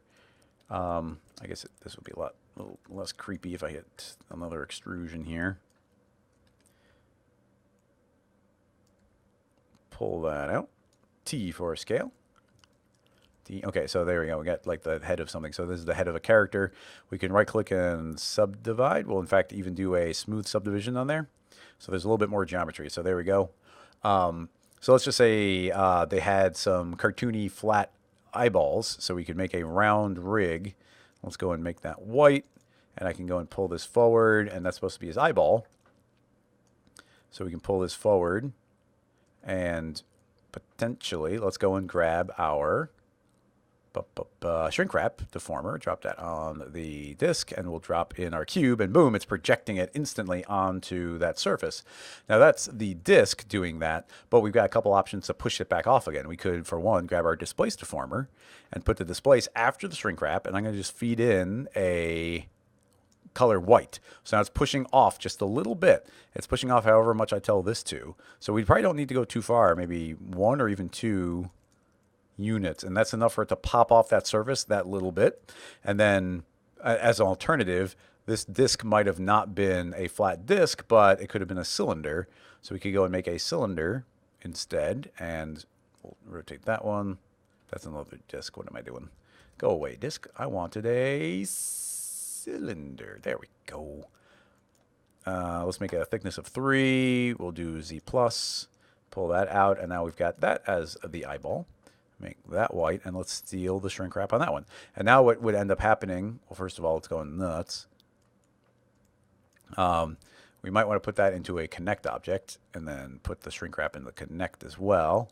And then we might need to move it so that it's actually over the surface. Ooh, that is not great. Along normals, do we need more subdivisions? Not great. Okay. Well, ignore that cylinder part. It was working great on the disk. What I was going to say is that we could add some thickness onto the disk after the fact. And in fact, even here, I don't know how subdivided it is, but yeah, we could add some extra subdivisions on there. That should help match that shape a little bit more overall. And as long as all this got subdivided in the end, that should work pretty well. But keep in mind that we could probably be creating a second disk that's supposed to be inside there. And Shift-C, PSR, reset that. And let's make a black material. We got a black material on here. Drop that on the disk. Let's check the chat, make sure there's no emergencies going on. Seems okay. Yeah, there's a little bit of an ET vibe going on them. So we do that, T for scale, shrink that up. That is interesting. Why is the normal facing the wrong direction? Z minus? Is it supposed to be that kind of normal? Is it the normal of this object projecting? It could be. But yeah, so we can do that. So now you can see we've got that little eyeball popping on there. And then potentially we could say this one should displace outward more. Does that work like that?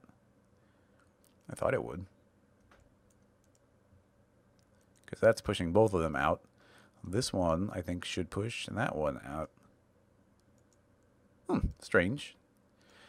Oh, maybe the shrink wrap it's getting applied after the fact. I guess that might make sense. Yeah, I guess that makes sense. Yeah,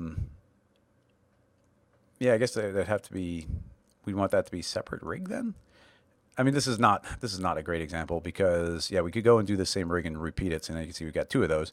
And the point being is we could grab this eyeball and it's really easy to go and pull this around. You can see it's going to be looking around and doing different details there. So it's kind of one type of protection by using geometry on top of the other piece of geometry. So you know that kind of thing can be fun. You know, you can be kind of cute. Meep, meep, meep. Like big eyes are nice and innocent. So yeah, something like this could potentially work, and especially if everything got put into a subdivision after the fact. That would work well.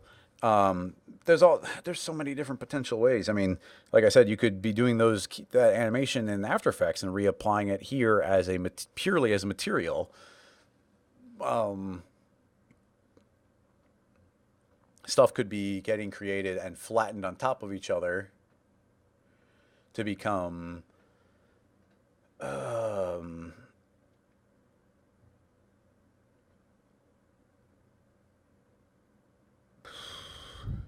let me think. I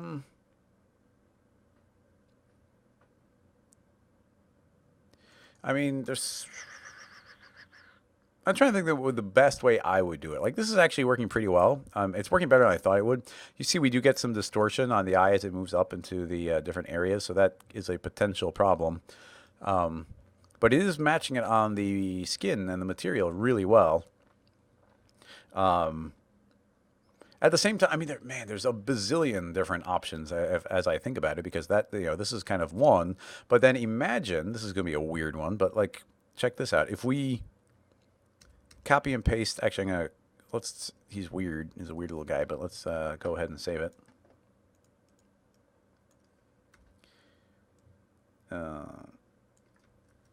Weird little guy. If we copy and paste that entire thing into a new file, if we made a volume out of it, so if you put him in the volume builder and drop the volume builder and volume mesher, then now we've got that. But if our initial one, let's copy it. So now we've got the initial mesh and we got the secondary one. And if we were to intersect it with a circle of some kind, so let's say we pull this out like that. Now what I really want to do is put this original one into something that gives a thickness like a cloth surface, and let's go ahead and give it some thickness so it's inflating out. And now if I put the sphere in there, we can say I only want to see where these two are intersecting each other. So now I've actually just pushed that mesh out and then intersected it with this sphere, and now wherever that sphere goes is where our little eyeball is going to go. And then if we were to increase this, I mean, this is a horrible use of polygons, but stylistically, like this, anywhere I put this, we're going to be getting this perfect little round eyeball right on the surface. And then even beyond that, we could go further by adding a Cinema 4D character tag. So we can add a constraint tag. There we go. That's what I was looking for. So we can add a clamp and put that to clamp onto the surface. So we can say we want to link to the surface with 0 distance as nothing, but we could say as a norm, or turn off normals, and we say as a normal. And now if I were to pull this around, you see I'm actually stuck to the surface. And if I were to keyframe this, it would actually be stuck to the surface. So this is a really weird technique, but you can see I'm clearly getting an eyeball out of it. And even along those lines, like that's one volume measure, but copy and paste again. Calculations on these would be insane, but I could scale that one up, make that one white, and then let's make this one the thickness thicker.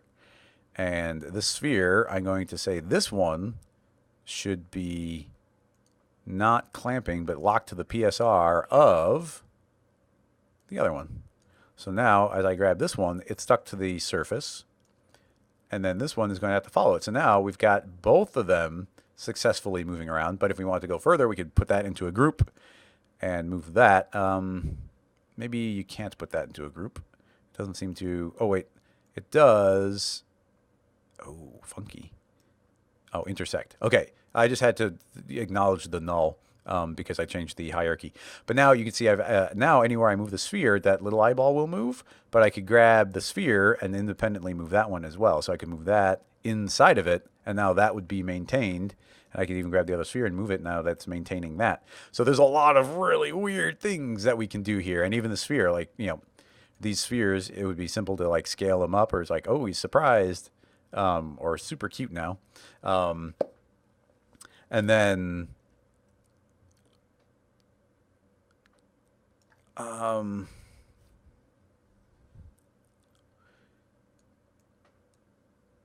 don't know. This is weird. This is a weird technique. I wouldn't have specifically thought of this, but there's so many little interesting things with it. Even this black pupil, that's working pretty well. If that was in a null, I'm going to put that into another null. And now I'm going to make sure that that says intersect. And now, if I were to make a cube, it's almost like, this is almost like a weird, like almost claymation vibe. But yeah, if I were to make a cube here and just intersect it and put this into that same intersection, then look, it automatically is going to create this little mouth. And now just by moving this around, I'm getting this shape, and the shape will just automatically move and generate wherever I move that. And it's part of that same, as long as it's black, it's automatically part of that same volume. So this is weird, but I think it's pretty unique as well. Like you almost get like this claymation-y type of vibe. You wouldn't want to do that. That's weird. But yeah, by doing this, you can do that. And, you know, even if you want him to talk, you know, everything's in this null now. So I could do an Alt-G, grab the, hit L for axis and pull it back here. And now if I were to do two of those, turn off L for that. But now I could go like blah, blah, blah, blah, blah, blah, blah, blah. But, you know, that's using this cube, and there's kind of like those lips if we wanted to do it that way. But instead of that, I mean, it could be that this mouth is just this cube, and you could go like blah, blah, blah, blah, blah, blah, blah. Hi, hello. And then, you know, man, it just goes on and on. This is actually pretty intriguing because I don't think I've ever seen anything quite like it. We grab the cylinder and put that over here. So now that becomes the mouth. Put that into that one null. So that's his mouth. It's almost like a Charlie Brown type of mouth. And then we say, go in here and turn on slice. So now we got our slices. So now we can say I want that like that and like that. So yeah, if we get this wedge going, yeah, pinch that way in like that. There we go. Now intersect, increase the radius. There we go.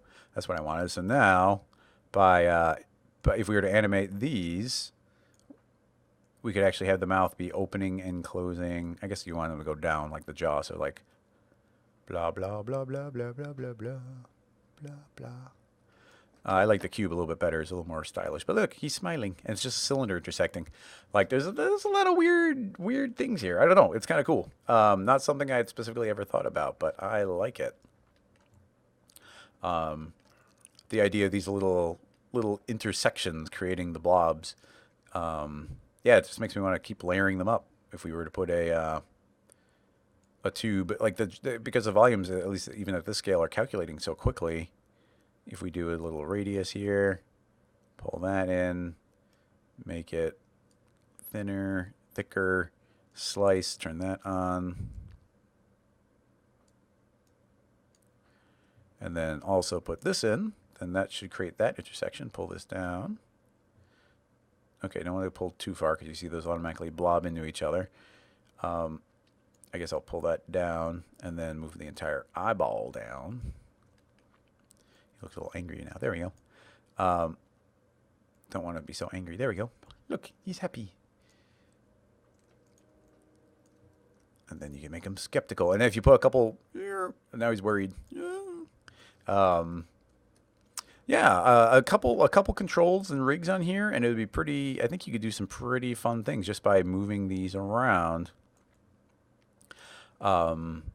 and like a couple controls and sliders building a rig out of this. This would be weird and cool. And then even like I kind of like the low poly nature of it. We could go and put some smoothing on there, and of course you could grab your volume builders and decrease it so that these would become a lot more detailed. And then if you want to kick yourself in the butt, you can put a smoothing in there, and it's going to smooth it all out. It's going to look a lot smoother. But of course, it's going to be killing you on the refresh rate, so you can see that this is a lot slower now. But there's something here. There's something cute here. I like it. Yeah, I don't know. I'd be curious what you guys think about that one. It's weird. But let's save this as weird little guy number B. Let's see. You want to try and squeeze one last question in? Time to do the quick shout outs. Get your last question in there. We'll see which one we will tackle. I'm going to pop up here and say thank you so much, everybody, for coming and hanging out. I couldn't do this without all the questions that you're answering. I'm going to try and get my number over to a couple of the other mods on Rocket Lasso, so that if something happens, I can get a text so that's not there. So that like Crossfader was kind of the person doing that for years, and now he's busy around the time that we're doing the stream. But just to make sure that that can all work really well. Now, I want to do a big shout out to everybody who's currently supporting on Patreon. It's a really big help making it so that I can do these live streams and so that we can make some really cool tutorials. And there's one on the way I'm really excited about. I don't really want to give any hints until I've got it locked in, but it's coming. And then tomorrow is the bonus stream. So anybody who is at the technician tier is going to be able to participate in that, where we do cool, longer form projects. It's really cool. It's just really helpful. I also wanted to go and do a really big specific shout out to a Patreon supporter. I don't even know if they're hanging out, but I even made a special screen here. We've got our first Among the Stars follower on Patreon, and it's The Great Wanderer Productions, I think out of Berlin. They got really great work on their website. But that's a big help. They're the biggest supporters so far. I really appreciate that. But I want to go and get at least one more question in here if anybody's hanging out. So let's see. I am checking out the chat one more time. And what do we got? Let's see. Second one. People chatting with each other. Actually, Crossfader's got one. Let's check that one out. Switch the screen over. And let's click on this Behance gallery. It is the fabric font mockup. Whoa. Fabric font mockup. That is definitely what it is. It is GK Creative. GK Creative in the London, UK seems to be who put this together. So these are like quilts. These are like big sections of fabric. And there's all these really, really great wrinkles.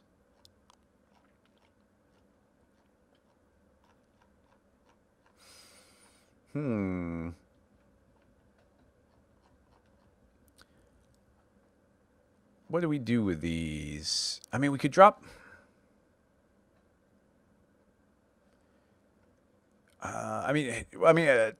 these always go to three things. It goes to doing soft bodies, cloth simulations, and sculpting. Like it always ends up being those same three questions if you're going to start getting the kind of detailed cloth. Having said that, like what might actually be better would be something like playing with Marvelous Designer. Like I keep hearing about Marvelous Designer, about some of the great things it can do, especially if you're doing something with a still. Like it's absolutely incredible the stuff it can put together and the way it will pinch different things. And just create overlaps and really nice materials. So that's where I think that would work. I think my chat died over here. So I'm going to click over onto my window here and make sure this is still going. Oh yeah, the chat's still going here. So sorry, I had to scroll through the links. In fact, I'm going to try some of the other links because this one it's just really heavy duty. Honestly, it would just be inflating something a little bit and then dropping a rigid body on a soft body and then manually modeling in wrinkles. And that's going to be a really detailed, tedious one, so it wouldn't be good for a rapid fire, especially not with us already being over time. Let's see what we've got. A couple people are asking about this one.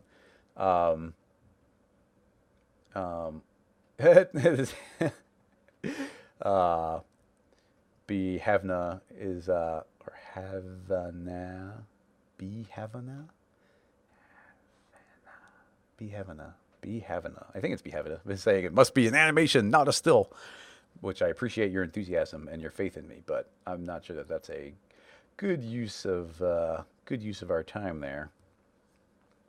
Uh, oh, and I was saying sulk, but it's more saikal, or saikal. I'm not sure. If you want to type in the phonetic pronunciation, in the other window I had, the I looked like an L. Apologies for that. Um, like we've done these kind of cloth things before, and they always end up being really tedious. Um, but if a couple people are really enthusiastic about it, we can try and do a very quick version of it. I'm just not super confident we're going to get something crazy sexy here because you just need so many dang subdivisions on things. Like I'm feeling like we need like this many subdivisions. So if we were to do something like that and then make a floor because we need to be able to crash into something, let's go ahead and add a soft body tag to both of these. And honestly, soft bodies are the one that doesn't do that good of a job on them. Like the cloth is the one that does a really good overlap, but cloth does it like intersects itself. But what I would do here, first of all, it's soft body. Let's go ahead and add on a little bit of pressure. So I'm going to add in, I don't know, 15%. And let's see what our playback speed is looking like.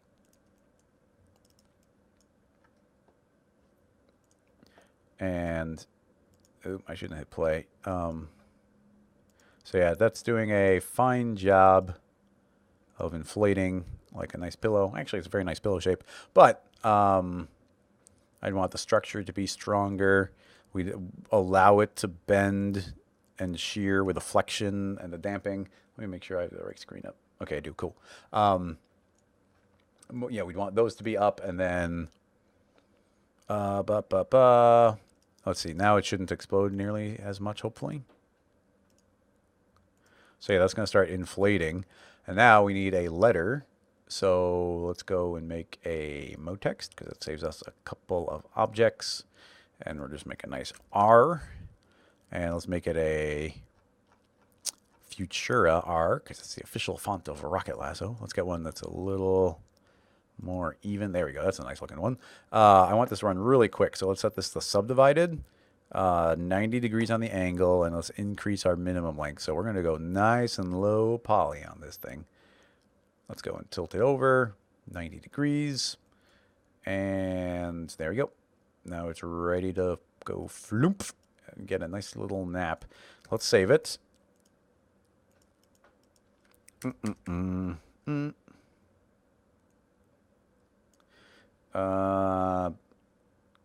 Text out of cloth. Okay, let's right click and add a simulation rigid body. Shape is moving mesh. Okay, that should in theory be all we need to do. Scoot it over a little bit, and let's very carefully frame by frame forward as everything does its thing. Okay, so there's even the basics. It's inflating, and that's pushing down. Actually, it started exploding a little bit, so let's do fewer frames. So it's kind of inflating up. 2 frames in, seemed okay. Let's hide the visibility of the text. And already you can see that we've got some limitations here. It looks really pinchy and kind of, I'm not even sure what's going on there, honestly. Let's go ahead and drop our bounce and friction all the way down. Try a couple more frames. And yeah, look how it's really having a lot of trouble with that surface. I know it's an N-gon, but that's real ugly.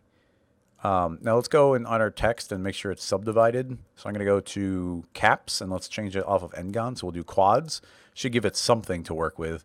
And then honestly, maybe we'll do a couple extra subdivisions because that wasn't running too slow. So we'll do that so it's a little bit more even.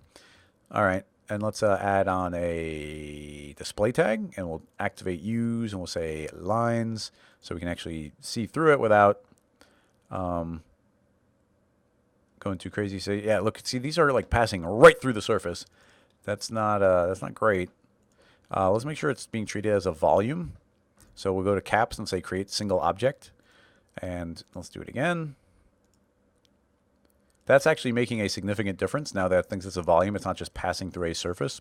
So you can see now we're getting an indentation of the text, which is something. Man, that pressure is more than I thought it would be. Wait, there is no pressure. Oh, wait, that's not the right object. Pressure 15. I didn't think 15 was that high. So yeah, let's let that stretch and flop. Now even here, it's like, okay, now the pressure is counteracting it quite a bit, but I think I'd want to make that text a lot heavier. So we can go into mass, and I'm going to change it to a custom density instead of world density, and let's make it 5 times heavier. And do it again. And it should just make it so that it's going to be way harder for the cloth to push up on it, which means we should get a deeper indentation. Here you can see it's pushing it down a lot more. So, I mean, it's almost like, okay, cool. That's as far as we can take it. And as far as cloth is concerned, as you can see, we get this nice indentation. We have to make this editable and start sculpting. As is where I'd have to go with cinema at this stage. We're going to leave that one there. For that bit of technique, I want to see if we can get cloth to do anything a little bit better. It's going to be a little weirder, too. But let's go ahead and delete our soft body off of there. And we're going to delete our...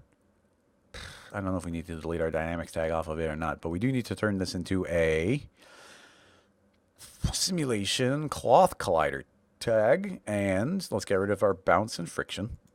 And now let's go to our cube, which unfortunately needs to be made editable. And let's add cloth on there. Now, one of the interesting simulation... cloth. Something interesting is that cloth doesn't have... I lost my train of thought. Oh, cloth doesn't have intersection turned on by default. Cloth just kind of is cloth. Now, there is no inflation. There is self-repulsion. This is just going to flop on the ground, isn't it? Yeah. How do you inflate cloth? Or people are constantly increasing the size as a way of getting it to eat up. That's like a very popular technique in the last year, is like telling the entire object to get bigger. And then you can actually get some nice wrinkles out of it, which is pretty cool. The problem is that we need a lot of stiffness out of this thing. And you can only do that through iterations. So yeah, you can see that is just like flooping out of control there. And if our layer falls in, it's already going to just collapse in on itself. And we could tell, we can go to dresser and dress a bunch of the points. So let's go and do a, what's the easiest way to grab the selection? I guess we can try, yeah, there. I can just do that, and I can say fix those points. So now this can't fall away, but now you see this whole thing's going to fall down. I guess we could invert gravity. I think it has its own personal gravity, of course, because these are unrelated dynamic systems. So let's go and give it a positive 9. I guess 10 is closer to it. And now it should go upward, so at least that's something. So, okay, that's working fine. Now I'm going to turn off the dynamics tag on this rectangle. I thought it'd be kind of, or on the text. I thought it'd be kind of fun if it falls in, but it's clearly causing problems. So I can hit play. Now you can see it's inflating upward. Whoa, I don't know what that was, but... So now you can see that's inflating. Gravity's going up. It's pushing it up. So as that goes in, let's go and try and chill out a couple of the parameters. Let's go and do less iterations. We got our rubberiness and our flexion. Flexion can go low. Flexion is how much it can bend. I want it to be able to bend quite a bit, actually, so it can kind of go up inside these crevices. Gravity is crazy strong on those edges. Oh, do you know what that is? It's the entire thing turning inside out, which is absurd. We actually don't need the bottom side of this, which is funny, but yeah, let's get rid of it. We've got this outer loop. I can hold down Shift and do a UF selection on the top, grow my selection, UI delete. There we go. Now we just got that. I'm not sure if our fixed points are still fixed, so I'm going to click on Show. It looks like they're not. I'm going to select all, shrink, invert. So let's do that again. So that's Control or Command A, shrink, UK, invert UI, and now I've got the outside. Fix those points, and now this should calculate faster. As you can see, it's all blowing upward because gravity is going up. That's fine. Forces, I think maybe some sort of friction would be good. I'm not sure which one that would be. Oh, drag. We got drag, which is nice. So let's go 15% on the drag because we don't need these going out of control. So there we go. That stuff goes up. Still gets a little twitchy over there, which is interesting. I wonder if that's a flexion. Ooh, definitely is deflection. Yeah, increase deflection. It chills out instantly. Bounce, friction. Those are non-variables here. Stiffness, we can probably even go easier on the stiffness so that this can like inflate up inside the inside more. And now, I mean, the thing that could get interesting is if we let it inflate or get bigger, like get the size going larger. But I mean, it's still giving us a nice text outline, but it's not that different than what we were getting before. Now, it's colliding with this. Potentially we could, I'm not even sure. At the time of 0, we can grab this text and move it down so it's right there. Potentially we could keyframe something so it's going to like force these shapes in more. These are they do a really nice job of like shooting up inside there, but then it relaxes itself. I think it's actually getting pulled out from the outside, which is actually that's a little bizarre. I guess it's not bizarre. What's happening is we get this nice amount of cloth going on in there, but then this one starts having heavier friction and starts pulling that inside out. So I wonder if this is weird, but let's go to our dresser and I'm going to say, I'm going to rewind this one. Let's save it. And now let's save it immediately again as the next one, which is going to be C. And now let's hit play and let that go a couple frames in. And now it's kind of nice. It's all filling in these gaps and there's some wrinkles going. And I'm going to tell that to be the dress state. And I think that means that that's how we start out. So oh, no. Apparently not. Well, I'm glad I saved because hitting, initial. I should have set the initial. So I don't know what I just did. I'm going to revert to saved. Thank goodness I just saved it. And now let's go forward a few frames. Up, up, up. Yeah, I like that one. We go here. Initial state set. Now that's where we start. Rewind. We can continue from that point. And now, it does an okay job there. But now that that's our initial state, I wonder if we can continue to inflate some more. So if we were to say 135, and we can't give it too many frames because it's going to get out of control. And we'd probably need more subdivisions. But you can see we can inflate these more. And yeah, we can get more wrinkles going. So that's starting to become a little bit visually interesting. As far as like letting these things overlap just by inflating those. So if I, again, set that as the initial state, create a subdivision surface, throw it inside, then now we're going to get this subdivide. And now you see we do get some nice wrinkles going. So that's where this is where cloth has the advantage over soft bodies. The soft bodies do not give you wrinkles. Let's see. Yeah, so that's working. I mean, honestly, this is not bad. This is more than I thought we'd be able to do. So you can see we got our text that's overlapping. It's doing a fine job. We'd want to do some smoothing probably because you see we get some intersections. Cloth is not good at fixing those intersections. If we made it editable, we could fix those pretty well. So yeah, that's actually not bad. These wrinkles are okay. If we were to pop open sculpting now, we have a good basis in which to start smoothing and creating different wrinkles and different areas on that. So you know what? That's not bad. This is better than I thought we would do. We got a nice letter R, kind of all fluffy in there by constantly creating more cloth and allowing that cloth to fill up the area. Now I am curious. Hadley just said that he's just tinkering with XP cloth, and that got him to this point. Let me tear off the tab. So he just made this with XP cloth. So XP cloth might do some nice stuff as well. That is gravity pushing down on it, which would be perfectly the inverse of what we did with it coming up. But yeah, it looks like XP cloth is doing a fine job. There's some cute little wrinkles in there. There's not all the bunching up that I think we'd want, but that's pretty cool. So nice test over there on XP cloth. Not something I'm familiar with. I don't want to spend time jumping into XP cloth right now when because that would just eat up a bunch of that time. But yeah, I guess just for fun, just because this is looking all right, why don't we give this a quick save as number D. And I think I can just delete the cloth tag off and it's permanent now. So yeah, there's just the permanent one. We pull it out of the subdivision tag. And let's try and do a little hint of sculpting. So I'm going to change my mode to sculpt. Bink, pop that up. And now we can subdivide. subdivide, and now we've got that going, and now we can do things like grab our smoothing tool, and let's see if we can do things like fix. Yeah, see, we can fix these bad ones by doing little clicks until they straighten themselves out enough so they're not quite overlapping.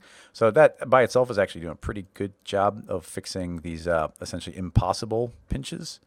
We get those nice sharp ones, but we can get rid of the overly extreme ones as much as we want to. Yeah, I'm actually quite happy with that. Pinch, pinch. Yeah, and that's just a very... Now, I mean, now the problem is both the advantage and disadvantage is now it's a very manual process of using sculpting tools. So we could go and grab the inflate, do some fun stuff here where we can grab particular areas like that and grab certain areas and let them become more of a wrinkle.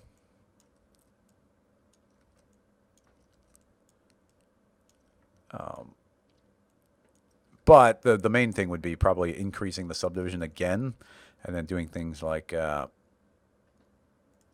don't know what pinch is going to do. Yeah, okay, so pinch, and then if we hit NB, we can see we can start drawing in some additional little pinchy areas there.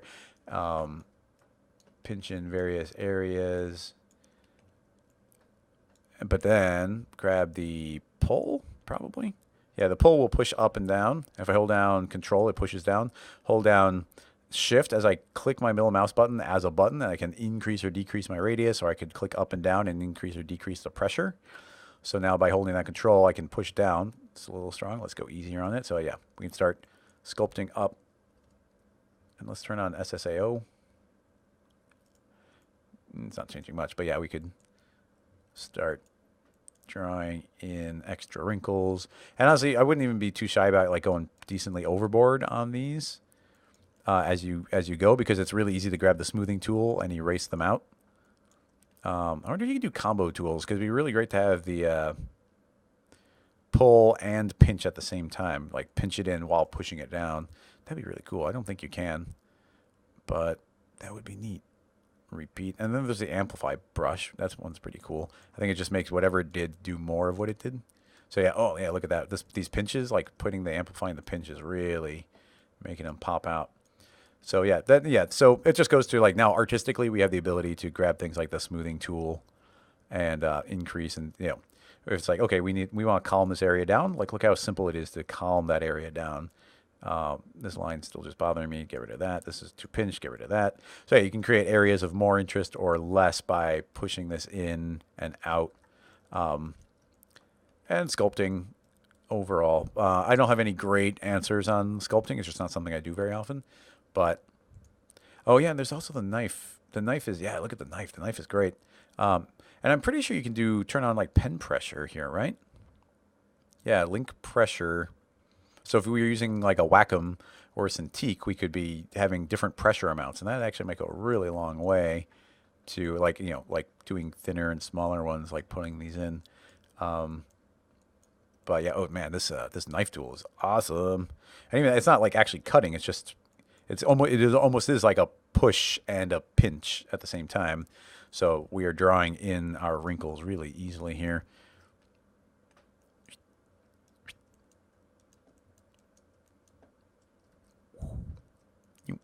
Yeah, and I don't. And yeah, too much power, so a little easier. Yeah, even less power. Undo a few of those, and then you could even do it multiple times so you can get longer ones, pinch them out. Yeah, so it's really fun. And I mean, I think we've essentially done this before in the past. This one's looking better. What does an anti-pinch look like? Oh, neat. Look, you can create these really sharp ridges pinching out. So if I hold down, if we made this bigger and I pull this down, we get this really sharp pinch on there. So that's really nice. Man, this knife tool is suddenly like my favorite sculpting tool. Yep. Yep. Pinchy, pinchy. So yeah, sculpting. Now, obviously, we just went way too far in a bunch of places, but couple ticks with the smoothing, and it just calms those down so you can see the transition happen into them. We always grab our amplify and make them a little bit more intense in certain areas. And yeah, we get some pretty nice stuff there. So I think that will officially wrap this one up. We got a nice little rocket lasso R going. Let's go ahead and give this a quick save for the final one. Where so text out of cloth sculpt.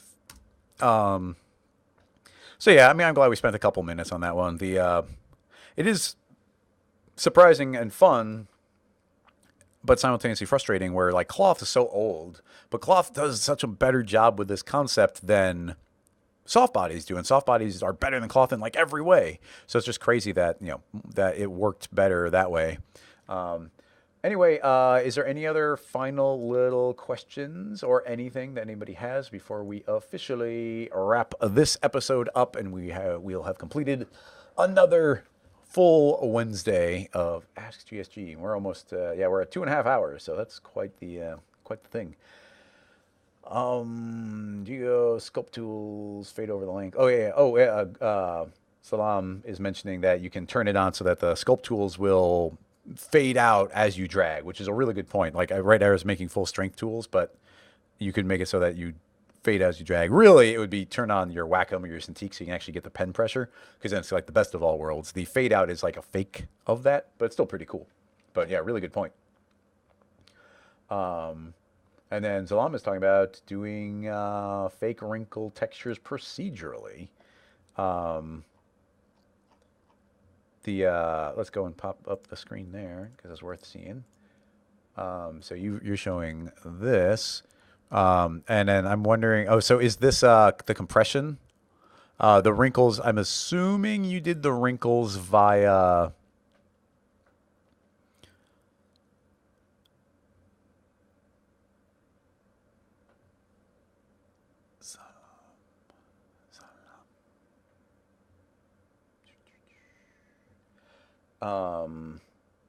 Well, yeah, you're saying you did noise. Sorry, I lost my train of thought. You're saying you did noise in a shader, but I'm assuming that you did on this kind of tech. No, I hate that Windows does that. I'm assuming that you did something with the tension tag, so that you have the character tension tag, and the character tension tag makes it so if you squish something, it will create a vertex tag where it got squished, and then you can use that vertex tag to feed in some noise so that where it compressed, this happened. So you could potentially do the same thing here. In fact, I mean, it would be super insane, but we could take the original shape here, and we could probably even just use a smooth tool and smooth it out, use the original shape, and then morph into the new shape. And the tension tag could be like, hey, here's where you compressed, here's where you expanded. And then we could add additional effects based on that. Of course, noise doesn't follow the curvature of shapes like that, but it might stretch. So I don't know. There's potential there. But yeah, that's a really neat detail as well. So thanks for sharing that as well. I've lost my Windows when I wiggled it. Yeah, the tension tag. Oh, you didn't use a tension tag. You just did yours based on proximity or a proximal maybe. Yeah, the vertex maps are the way I would do that one. That's what I thought you were doing. And yeah, the pose morph would be a really cool way of transitioning into that kind of thing. I mean, we could just keep going and going and going and talking about this forever. But we could take this original shape, which is actually decently subdivided at this point. It's not as insane as I thought, but we could go and smooth this out to a single flat shape and then morph between the two different ones. And we could even use like a morph deformer and use a fall off and transition into the wrinkles. You know what? That sounds too fun for us not to do. So we're going to do that, even though I was just doing the wrap up anyway, because this should be really quick, actually. I know we might even be able to do the tension tag as an example as well. We just saved. If I delete the sculpting tag, if we delete the sculpting tag, we lose it. So I want to bake that down. So let's just, I don't forget how you bake it down. But if we throw that into a connect object, I know it'll work. So make that editable. Cool, we've got that baked down. And now I'm going to make a copy of it. And now this copy one, we don't need that. We don't need that. This duplicate rather. I think I just like clicking on sculpt because it pops the tools up quickly. Smoothing, smooth. I'm going to increase my radius and way increase my strength. Smooth, Smooth, smooth, smooth, smooth, smooth, smooth, smooth, smooth. All right, we're going to be losing a lot of the overall stuff. I'm not that worried about it. I just kind of wanted to talk about this conceptually. So there we go. I'll just do that. And then honestly, I guess I'd probably select this. And do we not have coordinates? Coordinates. 0 on Y. A little more smoothing. Okay, cool. So that one's all flattened out. So we can go back to standard. And it's a little small now, so we get T for scale. Scale it up until we're about the same size. Probably even pull it down because I want the bottom to be the thing, so it's going to look like it's fluffing up. So I guess we'll just take that one, right-click, add a character pose morph. The pose morph is going to be based off of the points. And then we can go and delete that pose and drag in this as a pose. I'm going to say yes as a relative target, which I think means, yeah, it's linked there directly. So that means we're seeing this one object here. If we go to animate mode, we can pull the slider and you can see we morph from one to the other. So right there, already pretty cool. Morph, morph, morph, morph. But where it gets interesting is if we use the morph deformer. So we put the morph deformer in there, I think, and I put in this morph tag, and then we've got this morph here, but now we've got a fall off we can use. So if I make a linear fall off, there we go. Look at how cool that is. So we go like that, and it's transitioning in that way automatically. So much cooler. We can pinch this in. We can transition the whole thing. But if you want to start making it interesting, of course, then we keyframe it. So we're going to have this keyframed coordinates. Let's just record X, and we're going to play through, give us some time, maybe like that. So we're going to transition all the way over to here, and we'll keyframe that. So that should do a nice little yoop. Now, let's go ahead and rewind all the way. Let's try putting our tension tag on, just to see if it's actually working. So it's a character tension tag. And let's say we fix the tension right now. And we'll make a fold map and a stretch map. And we'll have to change the amount. But we hit play. We're in point mode, so we won't see anything. But as the stretch is up, we can click on this tag. And this is where it's stretched. And then here's where it compressed. But we have to go to our tension tag and calibrate it. So I'm going to lock that one. No, that's not true. I'm going to lock that one as I click on the tag. And I need to keep on increasing this amount until we get kind of a nice full range here, because that's where it's actually transitioning. And then now this one, yeah, this one is less so. Those are very few places actually shrunk. So those are the only shrinking places. So I'm going to leave it on that stretched out one. So this does give you like this map where we have stretched out and we have these details of where it got stretchy, and the edges obviously are the stretchiest part, but these other ones did. So we could add noises there potentially so that it would stretch more based on those. Or we could use that as a way of putting texture into certain areas. I just wanted to mention that as a detail. And then, of course, if we want to go real fun, then we make a jiggle deformer, and we jiggle after the morph. And let's just see what it does by default. So as this passes through, and yeah, see these awesome overlaps that we're getting. Now it's heavily subdivided, so you can see the jiggle is a little confused maybe on what to do. Go to Object tab. I'm going to say we can go easy on the drag, easy on the stiffness maybe. Yeah, it gets a little nuts. Yeah, that wrinkling effect is intense. I'd probably also put a smoothing on, especially there. So yeah, as the jiggle is giving us these overlaps, it's going to chill those out. Potentially that could also use some sort of fall-off. You can see we get these extra effects going. And there's so many things that the jiggle could potentially do on top of it. Killing the stiffness and increasing the structure. Every time we change any one of these sliders, we're going to get a significantly different effect. Oh man, let's see, look at these insane wrinkles. And so I did like the smoothing, chilling it out, but we don't want to lose too much of the effects. So how much can we Yeah, I don't want it. Yes, I don't want that much, but maybe like that, where it's like really kind of wrinkling up like some sort of inflating cloth. Now there is some overlap happening in a couple spots, but that's pretty cool. Where these are all flopping up, and that's just the jiggle deformer like working overtime to make some really neat effects. So pretty cool. Even that, there's so many things where you could like push things further. The you guys have me on a roll here. This is always dangerous. And then we're getting to number 6F on this one. Sculpt morph. Just keep adding more words on here. We could add in the morph. We could exacerbate the morphing. We could make it more extreme. So, in fact, I'm gonna make it into a new file just to see it. So you can see we've got this fabric here, and what we could do is go into we could make a duplicate of that, and then sculpt again. Sculpt brushes. Sculpt brushes there. Okay. So if we were to grab the smooth, then what we could do is increase the smooth and then start smoothing these wrinkles a little bit. So I'm not going overboard. I'm not trying to smooth everything out. I'm just kind of smoothing these wrinkles a little bit. You see how everything got smoothed?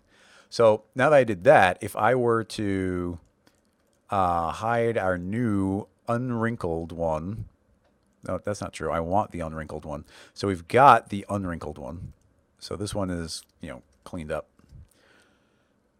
If we had the character tag morph, and now we drag, morph points, and then I'm going to drag in this one, and now it's in as a relative reference. Now you can see that we are animating up to the wrinkled state, but now we've got essentially a calculation of the difference between the two. So first of all, we could go negative. So you can see I actually reverse the wrinkles. So now we've got like a completely, this is like the wrinkles, but opposite, which is also pretty cool looking. You can see it's a different kind of pinching going on everywhere. So a little bit of smoothing there, but a completely different look that we just kind of got for free. But then, of course, we can push up to 100, but we can go beyond 100. So we can start pushing that even further. So now every wrinkle is getting more extreme as well. Of course, there's limitations. It wouldn't be very long until a lot of these are running into each other. But it's just kind of fun to note that we could do that. Like if you're going to add in the wrinkles, we could keyframe some overlaps. So, we could, if it's almost like a natural kind of animation we could do where I could keyframe here and then hit play, and right around now we essentially get to 100%. We get to 100% and record again, but then we can play a little bit more and then overshoot quite a bit and then go forward and then undershoot. And it's almost like we can get that little oscillating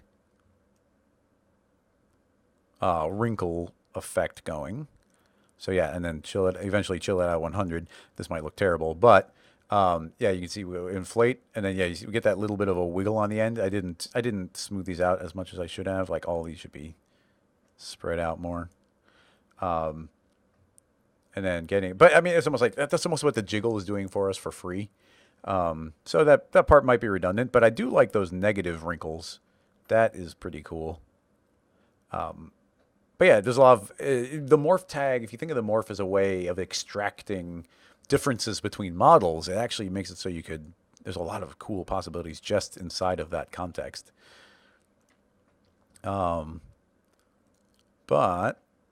this, hide that one. This is pretty cool and weird and crazy.